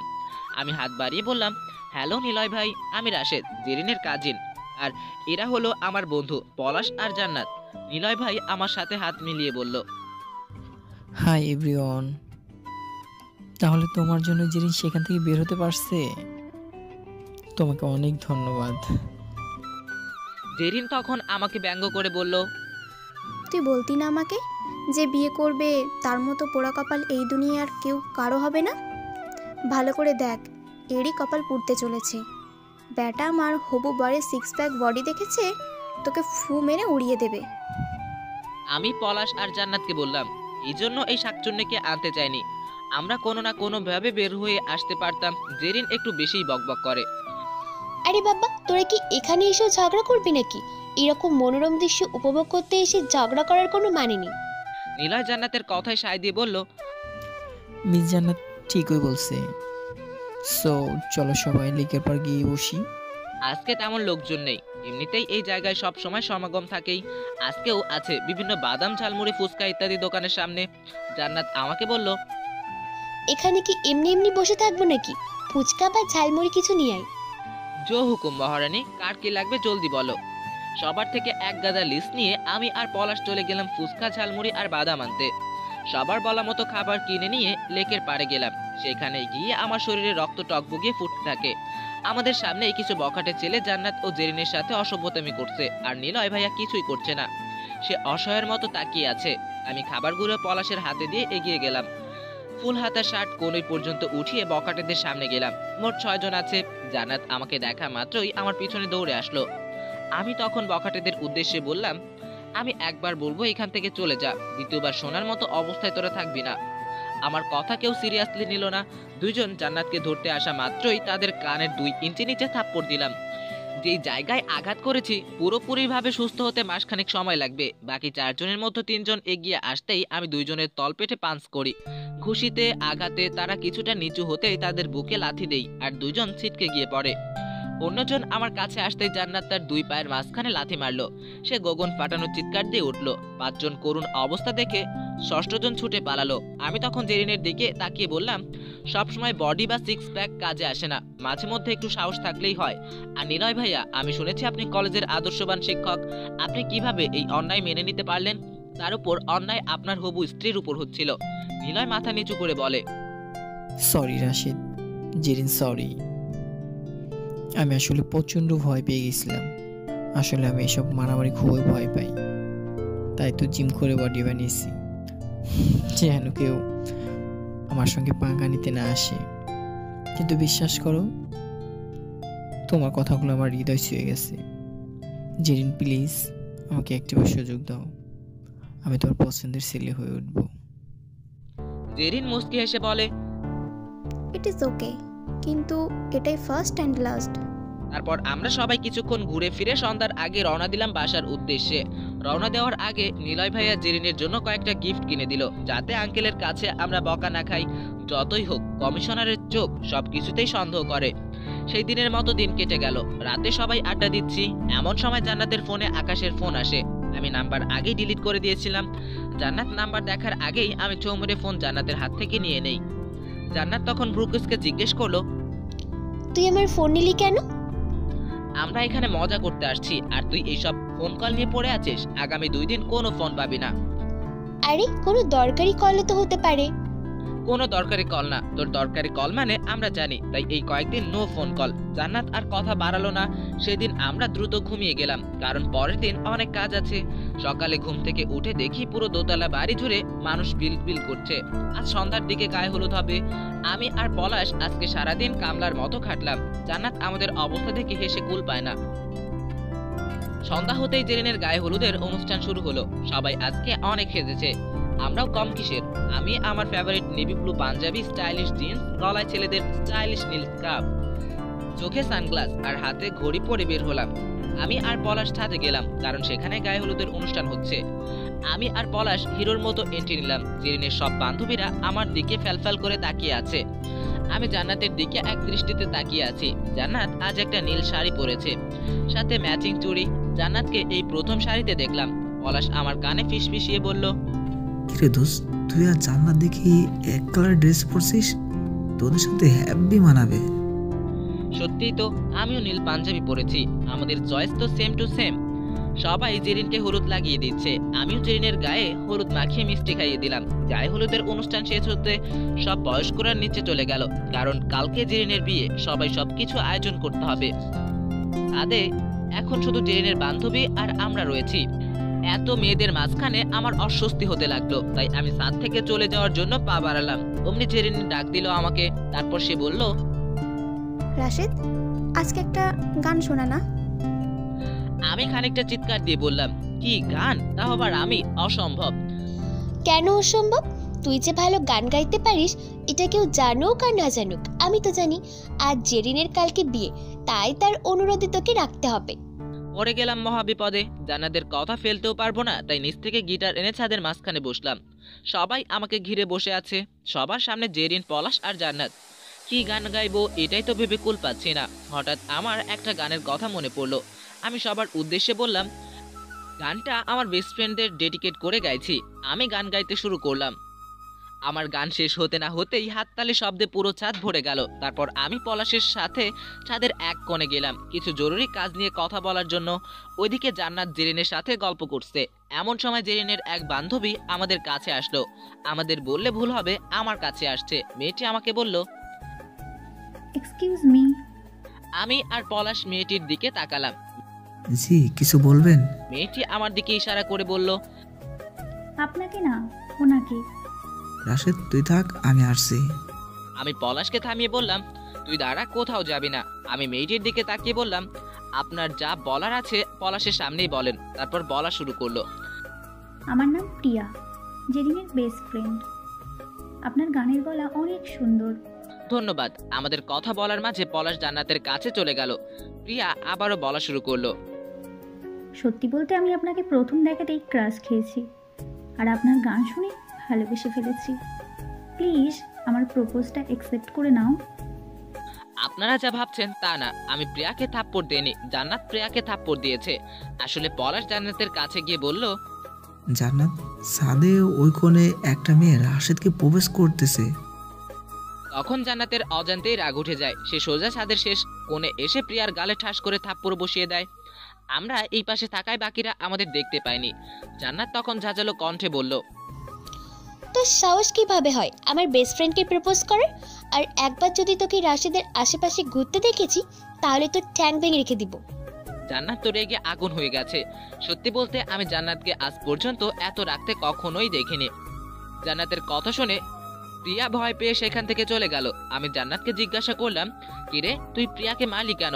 জান্নাত আর চোখে তাকিয়ে বলল, কেন, তোর কষ্ট হচ্ছে নাকি? তাহলে তোকেও কয়েকটা লাগিয়ে দিই। আরে না, আমি তো প্রিয়াকে বুঝিয়ে সুঝিয়ে পাঠিয়ে দিতাম, কিন্তু তোর রেগে যাওয়ার কারণ তো আমি দেখতে পারছি না। আমি জানি না, তবে আমার বেস্ট ফ্রেন্ডের আশেপাশে কাউকে দেখলে আমার মাথা গরম হয়ে যায়। এই কথা বলে জান্নাত সেখান থেকে চলে গেল। আমি পলাশের কান টেনে বললাম, কিরে তুই জান্নাতকে গিয়ে প্রিয়ার ব্যাপারে কেন বললি? আরে আমি তো দেখতে চেয়েছিলাম যে জান্নাতের মনে তোর জন্য কোনো ফিলিংস আছে কিনা। জান্নাত যেভাবে রেগে গিয়েছে তাতে আমি শতভাগ নিশ্চিত যে জান্নাতের মনে তোর জন্য কোনো না কোনো ফিলিংস আছে। আমি তাচ্ছিল্যের ভঙ্গিতে বললাম, ফিলিংস তো আছেই, তবে সেটা বন্ধুত্বের ফিলিংস। আরে বেটা, মেয়েদের মনে কখন যে কি চলে আসে মেয়েরা নিজেও বলতে পারে না। আমি পলাশের কথা মন দিয়ে ভাবতে লাগলাম। হয়তো পলাশের কথাই ঠিক। অন্যদিকে জান্নাত রুমে গিয়ে ভাবতে থাকে, আমি কেন প্রিয়াকে মারলাম? রাশেদকে যে কেউ ভালোবাসতে পারে, তাই বলে আমি রেগে গেলাম কেন? এসব ভাবতে ভাবতে জান্নাত ঘুমিয়ে পড়লো। পরদিন ধুমধাম করে জেরিনের বিয়ে হয়ে গেল। জেরিন অনেক কাঁদছিল। আমি শুনেছি মেয়েরা নাকি বিয়ের দিন অনেক কাঁদে, তাই বলে এত কাঁদে সেটা আমার জানা ছিল না। আর তাছাড়া জেরিনকে আমি কখনোই এত কাঁদতেও দেখিনি। পাহাড়ের মতো শক্ত মনওয়ালা জেরিনের বাবাও অনেক কাঁদলো। জেরিনকে বিদায় জানিয়ে যে যার মতো চলে গেল। আম্মু আব্বু আরো 2-3 দিন নাকি থাকবে, কিন্তু আমাদের প্ল্যান হলো পরের দিন সকালেই নিজ এলাকায় ফিরে যাব। তাই পরের দিন সবাইকে বিদায় জানিয়ে আমি জান্নাত আর পলাশ বেরিয়ে পড়লাম আমাদের সেই চিরচেনা শহরের দিকে। কয়েক ঘন্টার ব্যবধানে চলে আসলাম। যেহেতু ভার্সিটির ক্লাস শুরু হয়ে গেছে, তাই এখন সেখানে যাওয়ার কোনো প্রশ্নই আসে না। তার উপর জার্নি করে সবাই কিছুটা ক্লান্ত হয়ে গেছে। তারপর যে যার মতো নিজেদের বাসায় চলে গেলাম। বাসায় গিয়ে একটা লম্বা ঘুম দিলাম। এই কয়েকদিনে ঠিক মতো ঘুমাতেও পারিনি। ঘুম ভাঙলো বিকালের দিকে, তাও আবার পলাশের ফোন করায়। আমি বিরক্ত হয়ে ফোন ধরলাম। আমি কিছু বলার আগেই পলাশ বলল, রাশেদ শোন, এখনই জান্নাতের বাসায় চলে আয়। জান্নাতের সাথে একটা পিকনিকের আয়োজন করছি। এই কয়েকদিনের ফুর্তি কয়েক ঘন্টায় ভুলে গেলি যে এখন আবার পিকনিকের আয়োজন করার জন্য উঠে পড়ে লেগেছিস? আরে এটা আমার প্ল্যান না, জান্নাতের প্ল্যান। এখন জলদি আয়। কি আর করার, ফ্রেশ হয়ে জান্নাতের বাসায় চলে গেলাম। তারপর ছাদে চলে যাই। সেখানে বিশাল আয়োজন করে রেখেছে পলাশ। ছাদের মাঝখানে গ্যাস যা চুলা নিয়ে আসছে। আজকে জান্নাত কাবাব বানাবে, তার সাথে আড্ডা তো আছেই। সবকিছু করতে করতেই রাত নেমে আসলো। ছাদের এক কোণে কাঠ দিয়ে আগুন জ্বালিয়ে আগুনের চারপাশে বসে আছি আমরা। সবাই কাবাব খাচ্ছি আর আড্ডা মারছি। আমি সাথে আমার গিটার নিয়ে আসছিলাম, আমার প্রিয় গান গাইলাম। আমাদের আড্ডা দেওয়ার মাঝখানে জান্নাত বলে উঠল, রাশেদ, আমি তোর বড় কথাটা অনেক ভেবেছি। কোন কথা? তুই বললি না সেদিন প্রত্যেক মানুষের জীবনে কোনো না কোনো জীবনসঙ্গী আসবে, তাহলে আমার জন্য কেউ না কেউ আছে, শুধু তাকে খুঁজে পাওয়ার অপেক্ষা করতে হবে। আমার কেন জানি না মনে হচ্ছে আমার জন্য আল্লাহ তাআলা যাকে পৃথিবীতে পাঠিয়েছে সে আমার আশেপাশে আছে, শুধু আমি তাকে চিনতে পারছি না। পলাশ তখন বিড়বিড় করে বলল, আশেপাশে না খুঁজে সামনে তাকালে তো পারিস। জান্নাত তখন পলাশের দিকে তাকিয়ে বলল, কিছু বললি? আরে তুই পলাশের কথা বাদ দে, তুই তোর লাইফ পার্টনারকে সময় মতো খুঁজে পাবি, শুধু অপেক্ষার ব্যাপার। কিন্তু তাই বলে আবার যেসব কাজে মনোযোগ দিস না, না হলে আগের বারের মতো আবার তোকে বাঁচাতে নাও থাকতে পারি। নাউজুবিল্লাহ, আস্তাগফিরুল্লাহ, আমি আর ওইসব কাজের মধ্যে নেই বাবা। তোর কথা শুনে আমি পুরো নিষ্পাপ হয়ে গেছি। জান্নাতের কথা শেষ না হতেই আমি আর পলাশ জোরে জোরে হেসে ফেললাম, আর জান্নাত তো রেগে আমাদের মারতে লাগলো। তারপর আমরা যার যার বাসায় চলে গেলাম। পরদিন সকালে ভার্সিটি একসাথে গেলাম আমরা ক্যাম্পাসে বসে আছি, এমন সময় আকাশ দৌড়ে আমাদের কাছে আসলো আর এসে বলল, হাই এভরিওয়ান, এই কয়েকদিন তোমরা ভার্সিটিতে কেন আসোনি? আর জান্নাত, তুমি আমার ফোন ধরেনি কেন? আসলে আমরা সবাই রাশিদের কাজিনের বিয়েতে গিয়েছিলাম, আর সেখানে আমরা এত মজা করেছি যে ফোনের দিকে আমার কোনো খেয়ালই ছিল না। আমি তখন জিজ্ঞাসা করলাম, আকাশ তোমার কি খবর? আকাশ তখন হতাশ কণ্ঠে বলল, আর খবর এই কয়দিন যা না, মানে তোমাদের না দেখতে পেয়ে আমার কিছুই ভালো লাগছিল না। তোমরা আমাকে একবার বলেও তো যেতে পারতে, নাকি এখন আমাকে বন্ধু ভাবো না? আরে তেমন কোনো কথা না আকাশ, হুট করে রাশেদ আমাদের বলল। যখনই বলল তার ঠিক 2 ঘন্টা পরেই আমরা কুমিল্লার উদ্দেশ্যে রওনা দিই, তাই আর কাউকে জানানো হয়নি। ও বাদ দাও এসব, চলো আজকে আমরা ঘুরতে যাই কোনো জায়গায়। পলাশ আর জান্নাত কিছু বলবে তার আগেই আমি বলে উঠলাম, না আকাশ, আমরা এই কয়েকদিন অনেক ঘুরেছি, এখন আমাদের হাতে একদম সময় নেই। কয়েক মাস পরেই আমাদের ইয়ার চেঞ্জ পরীক্ষা, আর তোমারও তো ফাইনাল এক্সাম খুব নিকটেই। আকাশ তখন অগ্নিদৃষ্টিতে আমার দিকে তাকালো, যা কেউ খেয়াল না করলেও আমি করেছি। আমি এইসবে পাত্তাও দেই না। আর কেউ বুঝুক বা না বুঝুক, আমি তো বুঝতে পেরেছি যে আকাশ আমাদের সাথে বন্ধুত্ব করতে আসেনি, সে এসেছে জান্নাতকে পেতে। তার নজর জান্নাতের দিকে অনেক আগে থেকেই ছিল। আকাশের সাথে কথা বলে আমরা ক্লাসে চলে যাই। এইভাবে আমাদের দিনগুলো কাটতে থাকে। আকাশকে সরাসরি জান্নাতের থেকে দূরেও রাখতে পারি না। মাসের পর মাস কেটে যায় চোখের পলকেই। সময়কে তো আর আটকানো যায় না, সময় নিজের আপন গতিতেই চলে। দেখতে দেখতে আমাদের পরীক্ষা শুরু হয়ে গেল, তাই এইসবে মনোযোগ কম দিলাম। পরীক্ষা বরাবরের মতোই ভালো হলো। আমরা সবাই ফাইনাল ইয়ারে উঠলাম। ভেবেছিলাম আকাশ নামের অপরটা ফাইনাল পরীক্ষা দিয়ে বিদায় হবে, কিন্তু না, সে একটা প্রাইভেট কোম্পানিতে চাকরি করা শুরু করে আর আমাদের ভার্সিটিতেই মাস্টার ডিগ্রি করার জন্য ভর্তি হয়। জান্নাত আর আকাশের মধ্যে যতটা দূরত্ব বজায় রাখার চেষ্টা করি, তারা আরও কাছে এসে পড়ে। তাই আমি ভাবলাম যে সরাসরি জান্নাতকে আমার মনের কথা খুলে বলবো। আজকে ভার্সিটিতে খুব তাড়াতাড়ি আসলাম। জান্নাতকে খুঁজতে খুঁজতে পুকুর পাড়ের বেঞ্চে জান্নাতকে দেখতে পেলাম, কিন্তু তার সাথে আকাশও আছে। এইটা দেখে আমার মন কিছুটা খারাপ হয়ে গেল। তবে তারা কি কথা বলছে তা শোনার জন্য আমার আগ্রহ জন্মালো, তাই আমি একটা গাছে আড়ালে লুকিয়ে পড়লাম। আকাশ জান্নাতকে জিজ্ঞাসা করলো, জান্নাত, তুমি কি জীবনে কাউকে ভালোবাসেনি? জান্নাত তখন হেসে উত্তর দিল, ভালোবাসার আমি কত ছেলেকে নাকের টকায় নাচিয়েছি তার হিসাব নেই। তবে রাশেদের এক কথাই আমি এইসব কাজ ছেড়ে দিয়েছি। সত্যি বলতে রাশেদ আর পলাশের মতো বন্ধু পাওয়া ভাগ্যের ব্যাপার। আকাশ তখন নাটকীয় ভঙ্গিতে বলল, তুমি ঠিকই বলেছো। তবে রাশেদ আর পলাশের মধ্যে তোমার কাকে বেশি ভালো লাগে? এই প্রশ্নের কোনো উত্তর আমার কাছে নেই। দুজনেই আমার কাছে মানুষ, দুজনেই আমার বেস্ট ফ্রেন্ড। আমি যখন দুঃখে থাকি তখন পলাশ তার উদ্ভট কাণ্ড করে অথবা কথা বলে আমার মুখে হাসি আনার চেষ্টা করে, আর অন্যদিকে রাশেদ আমার দুঃখটাকে নিজের দুঃখ মনে করে সেই দুঃখে ভাগ বসায়। তবুও সত্যি বলতে আমার লাইফে রাশেদের অবদান অনেক বেশি। সে না থাকলে বোধহয় আমি এতদিনে অনেক ছেলের মন ভেঙে দিতাম। আচ্ছা ধরো পলাশ অথবা রাশেদ একসময় তোমাকে প্রপোজ করে বসলো, তখন তুমি কি করবে? আকাশের কথা শুনে আমি আর জান্নাত দুজনেই চমকে উঠি। তার মানে আকাশ জানে আমি জান্নাতকে ভালোবাসি, তাই সে ঘুরিয়ে ফিরিয়ে জান্নাতের মনের কথা জানার চেষ্টা করছে। জান্নাত তখন ভ্রু কুঁচকে বলল, এটা কোন ধরনের কথা আকাশ? আরে এটা তো কথার কথা, তুমি বলো না কি করবে। জান্নাত তখন কিছু একটা ভেবে বলল, প্রথমে তো পলাশের এত সাহস নেই আমাকে প্রপোজ করার। পলাশকে কতই না মারি, অত্যাচার করি, তাও আমাকে নিজের বেস্ট ফ্রেন্ডের জায়গা থেকে এক চুলও সরাবে না। আর রাশেদের প্রসঙ্গে যদি আসি, তাহলে বলবো রাশেদ শুধু আমার বন্ধুই না, বরং আমার সুখ দুঃখে পাশে থাকা এক পরম বন্ধু। শেষ এমন কোনো কাজই করবে না যাতে আমাদের বন্ধুত্ব ভেঙে যায়।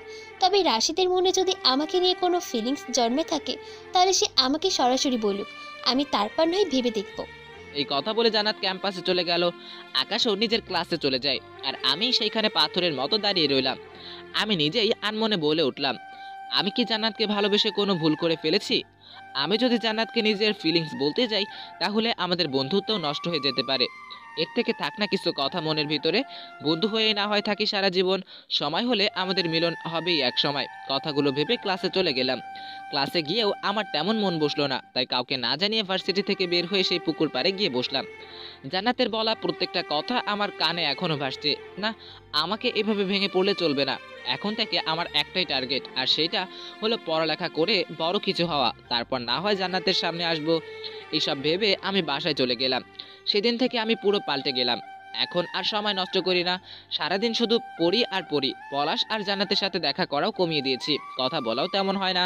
ভার্সিটির কথা বললেও আমি শুধু হ্যাঁ বা হুঁ বলি। আর এদিকে আমি না থাকায় আকাশও সুযোগ পেয়ে গেল। সে সারাক্ষণ জান্নাতের সাথে আঠার মতো লেগে থাকে, সবকিছুই আমার নজরে পড়ে। তবে আমি দেখতে চাই আমার ভালোবাসা কি সত্যি নাকি মিথ্যা। আমি শুনেছি যে ভালোবাসা যদি সত্যি হয়, তাহলে পৃথিবীর সব শক্তি নাকি সেই ভালোবাসার মিলন ঘটাতে সাহায্য করে। এইভাবে অনেক মাস কেটে গেল।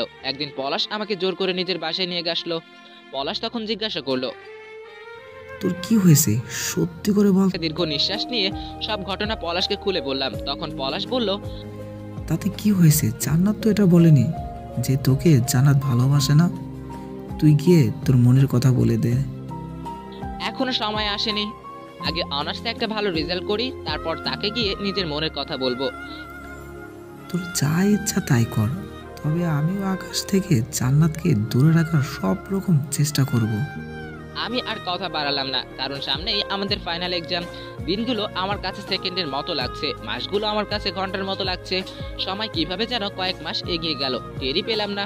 সামনের সপ্তাহ থেকে আমাদের ফাইনাল এক্সাম। সবাই অনেক পড়াশোনা করছে, পরে আর যোগাযোগ করা হবে না, তাই ভাবলাম সবার সাথে একবার দেখা করে নেই। তাই ভার্সিটির পলাশ আর জান্নাতের সাথে কথা বলতে গেলাম। সেখানে আকাশ ছিল না। জান্নাত আমাকে দেখে তাচ্ছিল্যের সুরে বলল, কিরে পলাশ, আমি কি স্বপ্ন দেখছি নাকি? আমাদের আলাদিনের জিন তার চিরাগ থেকে অবশেষে বের হলো তাহলে? আমি মাথা নিচু করে দাঁড়িয়ে রইলাম। আরে এভাবে বলছিস কেন? সামনে এক্সাম, তাই আমাদের সময় দিতে পারিনি। না, তখন রাগান্বিত কণ্ঠে বলল, তাই বলে আমাদের এভাবে অবহেলা করবে? আমার তো এখন মনে হচ্ছে রাশেদ আমাদের নিজের বন্ধু বলেই ভাবেই না। যদি ভাবতো তাহলে এত মাস আমাদের অবহেলা করে চলতে পারতো। আমি এবার নিজের মুখ খুললাম। আমি বললাম, তুই যা ভাবছিস তা নয়, আসলে আমার মাথায় অনেক প্রেশার, তুই বুঝবি না এখন। পরীক্ষার পর তোকে সব খুলে বলবো। এইসব বলে সেই স্থান ত্যাগ করলাম। দেখতে দেখতে পরীক্ষার দিন এসে পড়লো। সবাই সবার মতো ব্যস্ত হয়ে পড়লো। পরীক্ষার দিনগুলো অনেক কঠোরভাবে কেটেছে। পরীক্ষা ভালোভাবে দিতে পারলেও মনের ভিতর একটা ভয় থেকেই যাচ্ছে আমার। রেজাল্টের দিন সবাই হুমড়ি খেয়ে পড়ছে রেজাল্ট দেখার জন্য। অনলাইনে রেজাল্ট দেখার চেয়ে নিজ ভার্সিটিতে এসে রেজাল্ট দেখার মজাই আলাদা। প্রিন্সিপাল স্যার অ্যানাউন্স করলেন, তোমাদের জন্য আমার অনেক শুভকামনা রইল। তোমরা সব অনেক ভালো রেজাল্ট করেছো। তবে বরাবরের মতো এই ভার্সিটির গর্ব রাশেদ এবার অভাবনীয় রেজাল্ট করেছে। সে শুধু এই ভার্সিটিতে নয়, বরং আমাদের ঢাকা বোর্ডে ফার্স্ট হয়েছে। তার জন্য আমার ও আমার ভার্সিটির পক্ষ থেকে শুভকামনা রইল। স্যারের অ্যানাউন্সমেন্ট শুনে সবাই আমাকে অভিনন্দন জানালো। পলাশ তো আমার গলা জড়িয়ে ধরে বলল, জিও গুরু, তুমি তো ফাটিয়ে দিয়েছো একেবারে। তোর রেজাল্ট তুইও খুশি আর আমিও খুশি। এখন মনের কথা মন থেকে বের করে জান্নাতকে বলবি। আজই জানাবো তাকে। তাহলে আর তারা কিসের, দ্রুত যা। আমি জান্নাতের কাছে যাওয়ার আগে একবার প্রিন্সিপাল স্যারের রুমে গেলাম। তিনি আমাকে ডেকেছেন কিছু জরুরি কথা বলার জন্য। প্রিন্সিপাল স্যার আমাকে দেখে বললেন, রাশেদ, তোমাকে প্রথমে আমি ব্যক্তিগতভাবে অভিনন্দন জানাচ্ছি তোমার ব্রিলিয়ান্ট রেজাল্টের জন্য। ধন্যবাদ স্যার।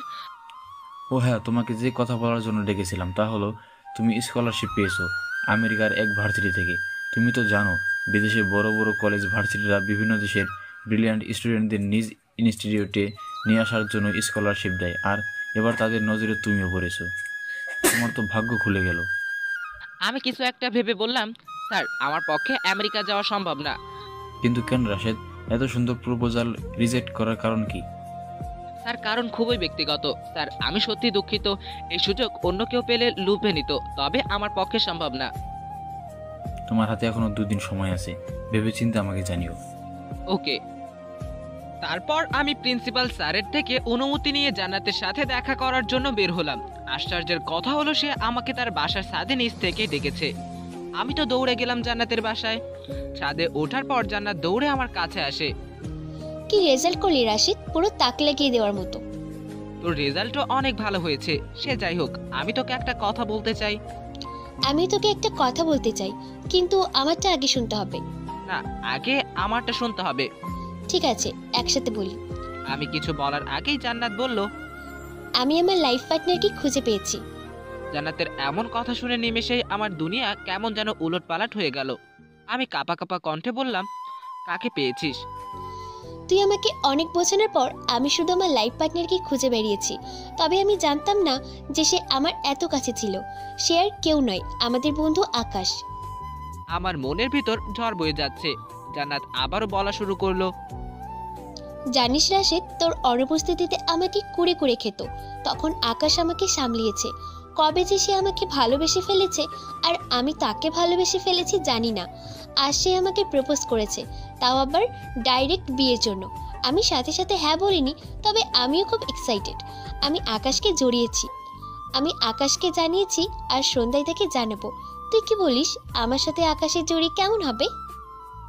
আমি নিজেকে অতি কষ্টে সংযুক্ত রেখে বললাম, একেবারে পারফেক্ট জুড়ি হবে, আর তোকে যে পাবে সে সত্যি এই দুনিয়ার সব থেকে ভাগ্যবান ছেলে হবে। এমন করে কেন বলছিস? আমি কি এত মহান নাকি? তুই মহান না, প্রতি শুক্রবারে তুই পথ শিশুদের খাবার দান করিস, মাসে অন্তত একবার হলেও বৃদ্ধাশ্রমে গিয়ে সবার সাথে আড্ডা মেরে সবার দুঃখ দূর করে দিস। তোর আপনজন হোক বা দূরের কেউ, কারোর সাথে অন্যায় হলে তুই এগিয়ে যাস সবার আগে, সবার সব দুঃখ কষ্ট ভাগ করে নিতে জানিস সমানভাবে। তোর মনে আছে একবার তুই আমার বাইক চালাতে গিয়ে কুকুরের সাথে অ্যাক্সিডেন্ট করেছিলি, তোর হাত পা ছিলে রক্তাক্ত হয়ে গিয়েছিল, তবুও তুই সেই আহত কুকুরটাকে নিয়ে পশু হাসপাতালে গিয়েছিলি। তোর সেই পিকনিকের কথা মনে আছে? আমরা বান্দরবন গিয়েছিলাম, সেইখানে আমরা এক তুফানের কারণে জঙ্গলে আটকে গিয়েছিলাম। তখন আমাদের কাছে খুবই অল্প খাবার আর পানি ছিল। তখন একজন গরিব বৃদ্ধা আমাদের কাছে খাবার সাহায্য চায়, তুই তোর শেষ খাবারটুকু বৃদ্ধাকে দিয়ে দেস। যে মেয়ে সবার জন্য এত ভাবে সে তার স্বামীর কতই না খেয়াল রাখবে, তাহলেই আকাশই তো এই পৃথিবীর সব থেকে ভাগ্যবান ছেলে হলো না?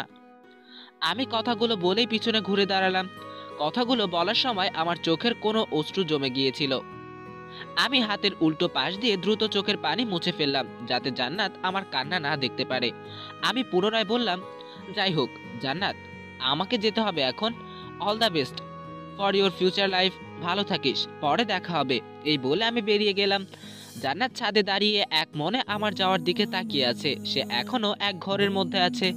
আমি যখন তাকে কথাগুলো বলছিলাম তখন সে এক দৃষ্টিতে আমার চোখের দিকে তাকিয়েছিল। সে ভাবতেও পারছে না আমি তাকে এত ভালো করে চিনি। জান্নাত যে কেমন মানুষ এটা সে নিজেও আজ পর্যন্ত জেনে উঠতে পারেনি। তবে আমি জান্নাতকে সম্পূর্ণ চিনি ও জানি। সে আনমনে ভেবে উঠল, রাশিদ আমাকে এত ভালো করে চেনে। রাশিদের এত ভালো করে আমার সম্পর্কে আমাকে বলল যেন আমি তার কাছে একটা খোলা বইয়ের মতো, যখন খুশি আমার মনের কথা বুঝতে পারে। হ্যাঁ ঠিকই তো, আমার যখনই মন খারাপ হয় সবার আগে রাশিদই ছুটে এসে আমার সব দুঃখ দূর করার চেষ্টা করে। কিন্তু একটা মানুষ এত ভালো করে অপর পাশের মানুষটিকে কিভাবে জানতে ও চিনতে পারে? এটা তখনই ঘটবে যখন সেই মানুষটি অপর পাশের মানুষটিকে মনে প্রাণে ভালোবাসবে। তার মানে কি রাশিদ আমাকে ভালোবাসে? আচ্ছা, আমি কি সত্যি আকাশকে ভালোবাসি, নাকি আকাশের জন্য ফিলিংস আমার কাছে শুধু আবেগ যাকে আমি ভালোবাসার নাম দিচ্ছি? তাহলে আমি কাকে ভালোবাসি? আচ্ছা, আমি কি আকাশকে মনে প্রাণে ভালোবাসি? না, আমার কাছে তো এমনটা কখনো লাগেনি। আকাশকে শুধু আমার ক্রাশ বলতে পারি। আচ্ছা, রাশিদ আমাকে যেভাবে খোলা বইয়ের মতো পড়তে পারে আমি কি তাকে সেইভাবে পড়তে পারি? হ্যাঁ, রাশিদের প্রত্যেকটা মনের কথা আমি সহজেই বুঝতে পারি।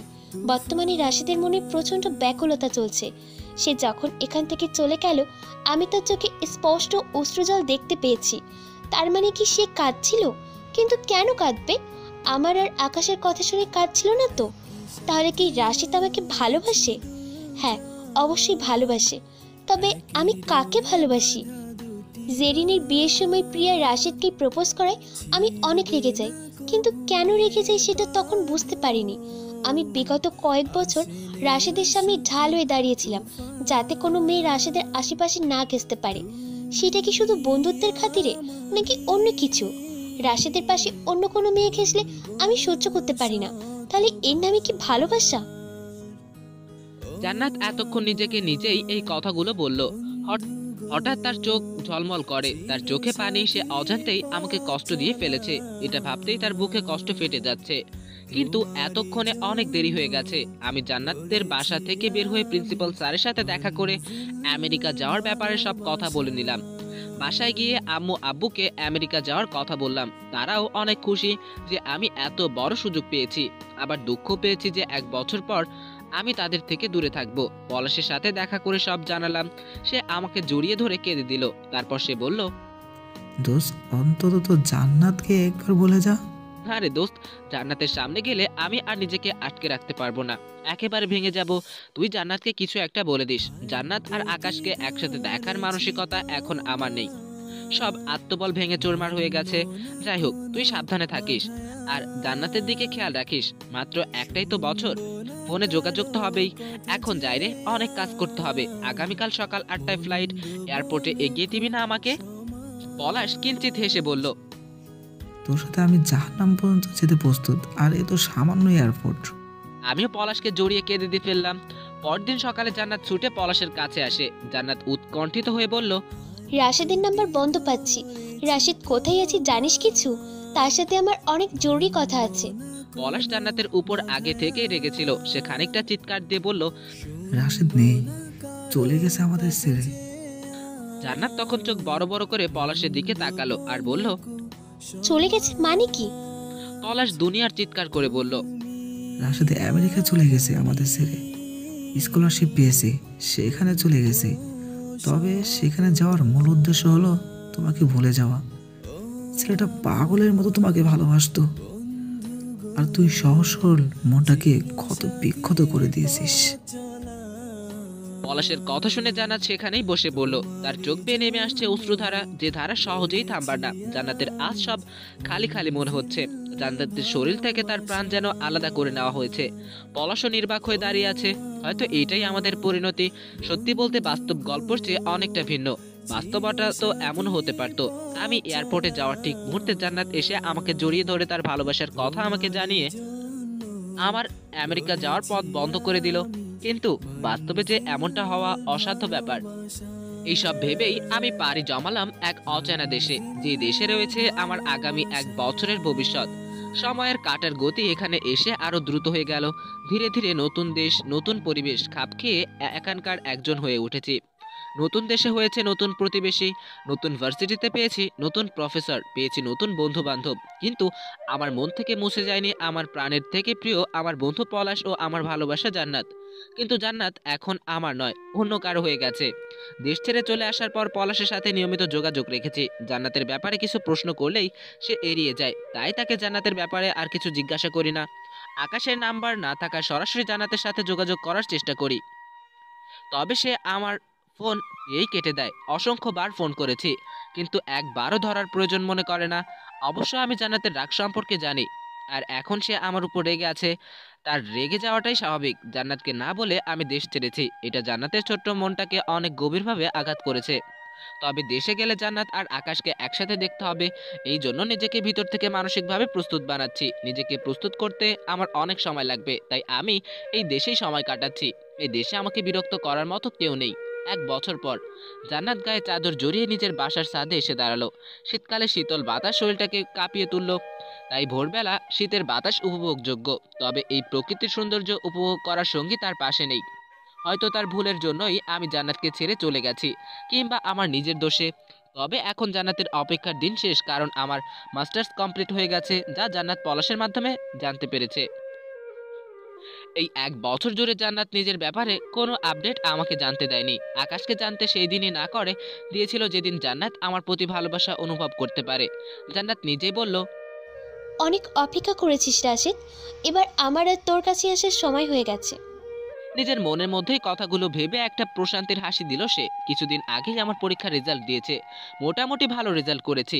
এই রেজাল্ট নিয়ে দেশে গেলে প্রাইভেট কোম্পানির সর্বোচ্চ পদে চাকরি পাবো, আর যে কোনো বাবা মা তার মেয়েকে নির্দ্বিধায় আমার সাথে বিয়ে দিতে রাজি হবে। তবে এই সবে আমার কোনো মাথা ব্যথা নেই।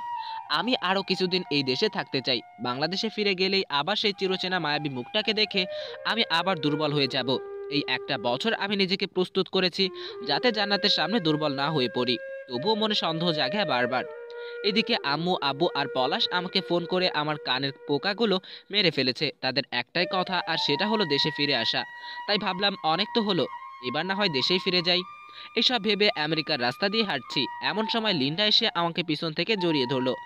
আমি সাথে সাথে লিন্ডাকে ছাড়িয়ে নিই নিজের থেকে। লিন্ডা বাংলাদেশি বংশোদ্ভূত এবং আমেরিকান নাগরিক। লিন্ডা আমার সাথে মাস্টার্স কমপ্লিট করেছে।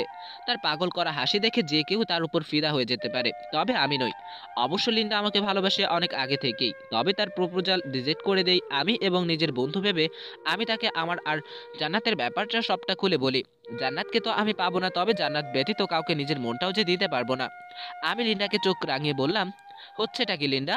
লিন্ডা স্বাভাবিকভাবেই উত্তর দিল, রাশেদ, কতবার বলেছি আমি তোমাকে যে তুমি আমাকে মেনে নাও, কিন্তু না, তুমি তোমার জান্নাতকে নিয়ে পড়ে রয়েছো।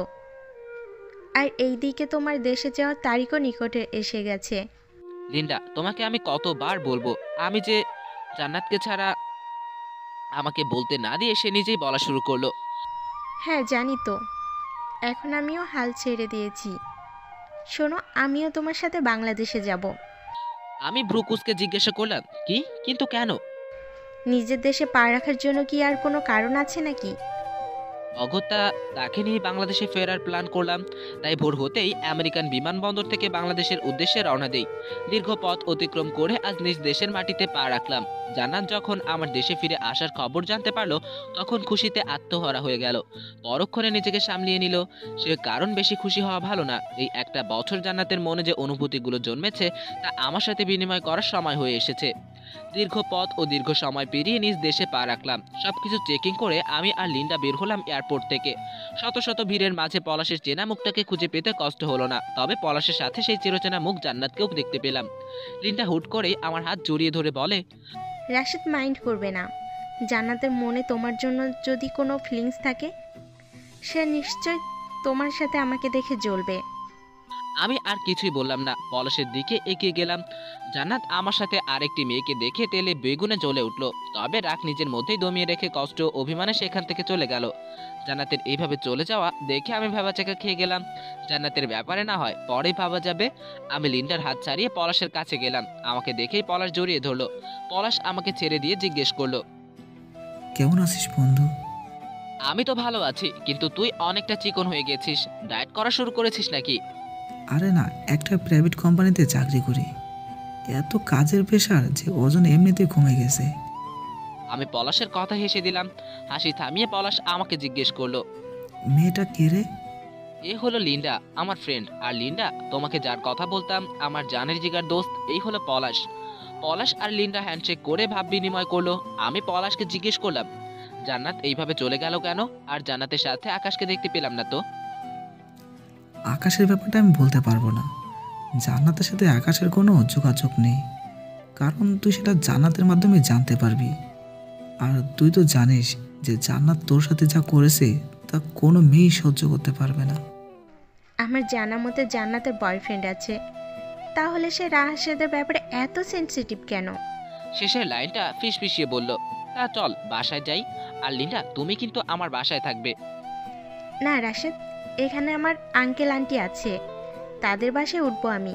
আর পরে তো দেখা হবেই আমাদের। ঠিক আছে, গুড বাই। লিন্ডাকে বিদায় জানিয়ে আমি পলাশের বাইকে উঠে পড়লাম। পলাশ এখন ঠিক মতোই বাইক চালাতে পারছে। আমি প্রফুল্লিত হয়ে বললাম, দোস্ত, তুই তো দেখি পাক্কা বাইক চালাতে পারিস এখন। হ্যাঁ, ট্রেনিং সেন্টার থেকে শিখেছি। তা দোস্ত, তোর সাথের মেয়েটা না আমার হ্যাপি পছন্দ হয়েছে, একটু সেটিং করে দিবি? আমি কিঞ্চিত হেসে বললাম, কথা মন্দ বলিসনি। তোর সাথে লিন্ডার সেটিং হলে অন্তত সে আমার পিছু ছেড়ে দিবে। পলাশ তখন ব্রুকুসকে জিজ্ঞাসা করলো, তার মানে লিন্ডা তোকে ভালোবাসে? ভালোবাসতো, তবে জান্নাতের ব্যাপারে তাকে সবটা বলার পর সে চুপ হয়ে গেছে। তাহলে তো আমার লাইনটা ক্লিয়ার। তারপর পলাশ আমাকে আমার বাসায় নামিয়ে নিজের বাসায় চলে যায়। আমি আম্মু আব্বুর সাথে দেখা করলাম। ওনারা আমাকে দেখে ভীষণ খুশি হয়েছে। আমি আম্মু আব্বুকে সারপ্রাইজ দেওয়ার জন্য তাদের কিছু বলিনি আমার দেশে ফেরার কথা। সে যাই হোক, আমি পরের দিন বিকালে নিজের আড্ডাখানায় চলে গেলাম। এই আড্ডাখানায় আগে কতই না আড্ডা দিয়েছি আমরা তিনজন মিলে। তবে এখন আড্ডাখানার পরিবেশ দেখে মনে হচ্ছে অনেক মাস ধরে পরিত্যক্ত হয়ে পড়ে আছে এই জায়গাটি। কিছুক্ষণের মধ্যে পলাশও এসে পড়লো। আমি পলাশকে জিজ্ঞাসা করলাম, কিরে বন্ধু, আড্ডাখানায় এরকম অবস্থা কেন? আর অবস্থা, তুই যাওয়ার পর জান্নাত আর আমি এখানে কখনো আসিনি। জান্নাত তো সবসময় মনমরা হয়ে থাকতো। কেন, জান্নাত কি আকাশের সাথে সুখী নেই? তুই নিজে জিজ্ঞেস করে নে। পলাশ ইশারায় আমাকে পিছনে তাকাতে বলে। আমি পিছনে তাকিয়ে চমকে উঠি, কারণ আমার পিছনে জান্নাত অগ্নিশর্মা হয়ে দাঁড়িয়ে আছে। আমি কিছু বলার আগেই জান্নাত ঠাস করে থাপ্পড় মেরে আমার গাল গরম করে দিল। আমার কান থেকে যেন ধোঁয়া বের হচ্ছে। আমি গালে হাত দিয়ে করুণ দৃষ্টিতে জান্নাতের দিকে তাকিয়ে বললাম, তুই আমাকে মারতে পারলি? চুপ, একদম চুপ। যে কিনা সকাল হতে না হতে দেশ ছাড়ে, তার সাথে এমন আচরণই করা উচিত। জান্নাত রাগে ফুসফুস করছে, তাই কথা ঘোরানোর জন্য বললাম, কেমন আছিস? আকাশ কোথায় দেখছি না যে? বিয়ে করেছিস নাকি? আমি আসার পর করার চিন্তা করেছিস? আবারও ঠাস করে অপর গালে থাপ্পড় খেলাম। দু গাল লাল হয়ে গেছে। আশেপাশের পাবলিক বিনা পয়সায় শো দেখছে। আমি গালে হাত দিয়ে মাথা নিচু করে দাঁড়িয়ে আছি। নিচু কণ্ঠে বললাম, আবার মারলি? জান্নাত কিছু না বলে আমাকে জড়িয়ে ধরলো। একটুর পর আমার শার্ট ভেজা অনুভব করলাম। আমি বিস্মিত কণ্ঠে বললাম, জান্নাত, তুই কাঁদছিস? কাঁদতে কাঁদতে রাশেদ, তুই যাওয়ার পর এমন কোনো দিন নেই যে জান্নাত কাঁদেনি, কিন্তু গত 2 মাস ধরে জান্নাত কাঁদেনি। আজকে কাঁদতে। জান্নাত আমাকে ছেড়ে দিল। আমি বললাম, আরে কাঁদছিস কেন, এটা তো আগে বল। তুই আমাকে একা রেখে কেন চলে গেলি রাশিদ? তোকে অনেক মিস করেছি রে। তুই আমাকে ভালোবাসতে কথা কেন বলিসনি? তুই যতটা না কষ্ট পেয়েছিস আমি ততটাই কষ্ট পেয়েছি। আমি যখনই কোনো ভুল পথে পা দিই তখনই তুই আমাকে সঠিক পথে নিয়ে আসিস। আর সেই দিনও আকাশের জন্য ফিলিংস আমার জন্য শুধু আবেগ ছিল, এটা তুই আমাকে অজান্তেই বুঝিয়ে গেছিস। ভালোবাসা তো একটা অনুভূতি।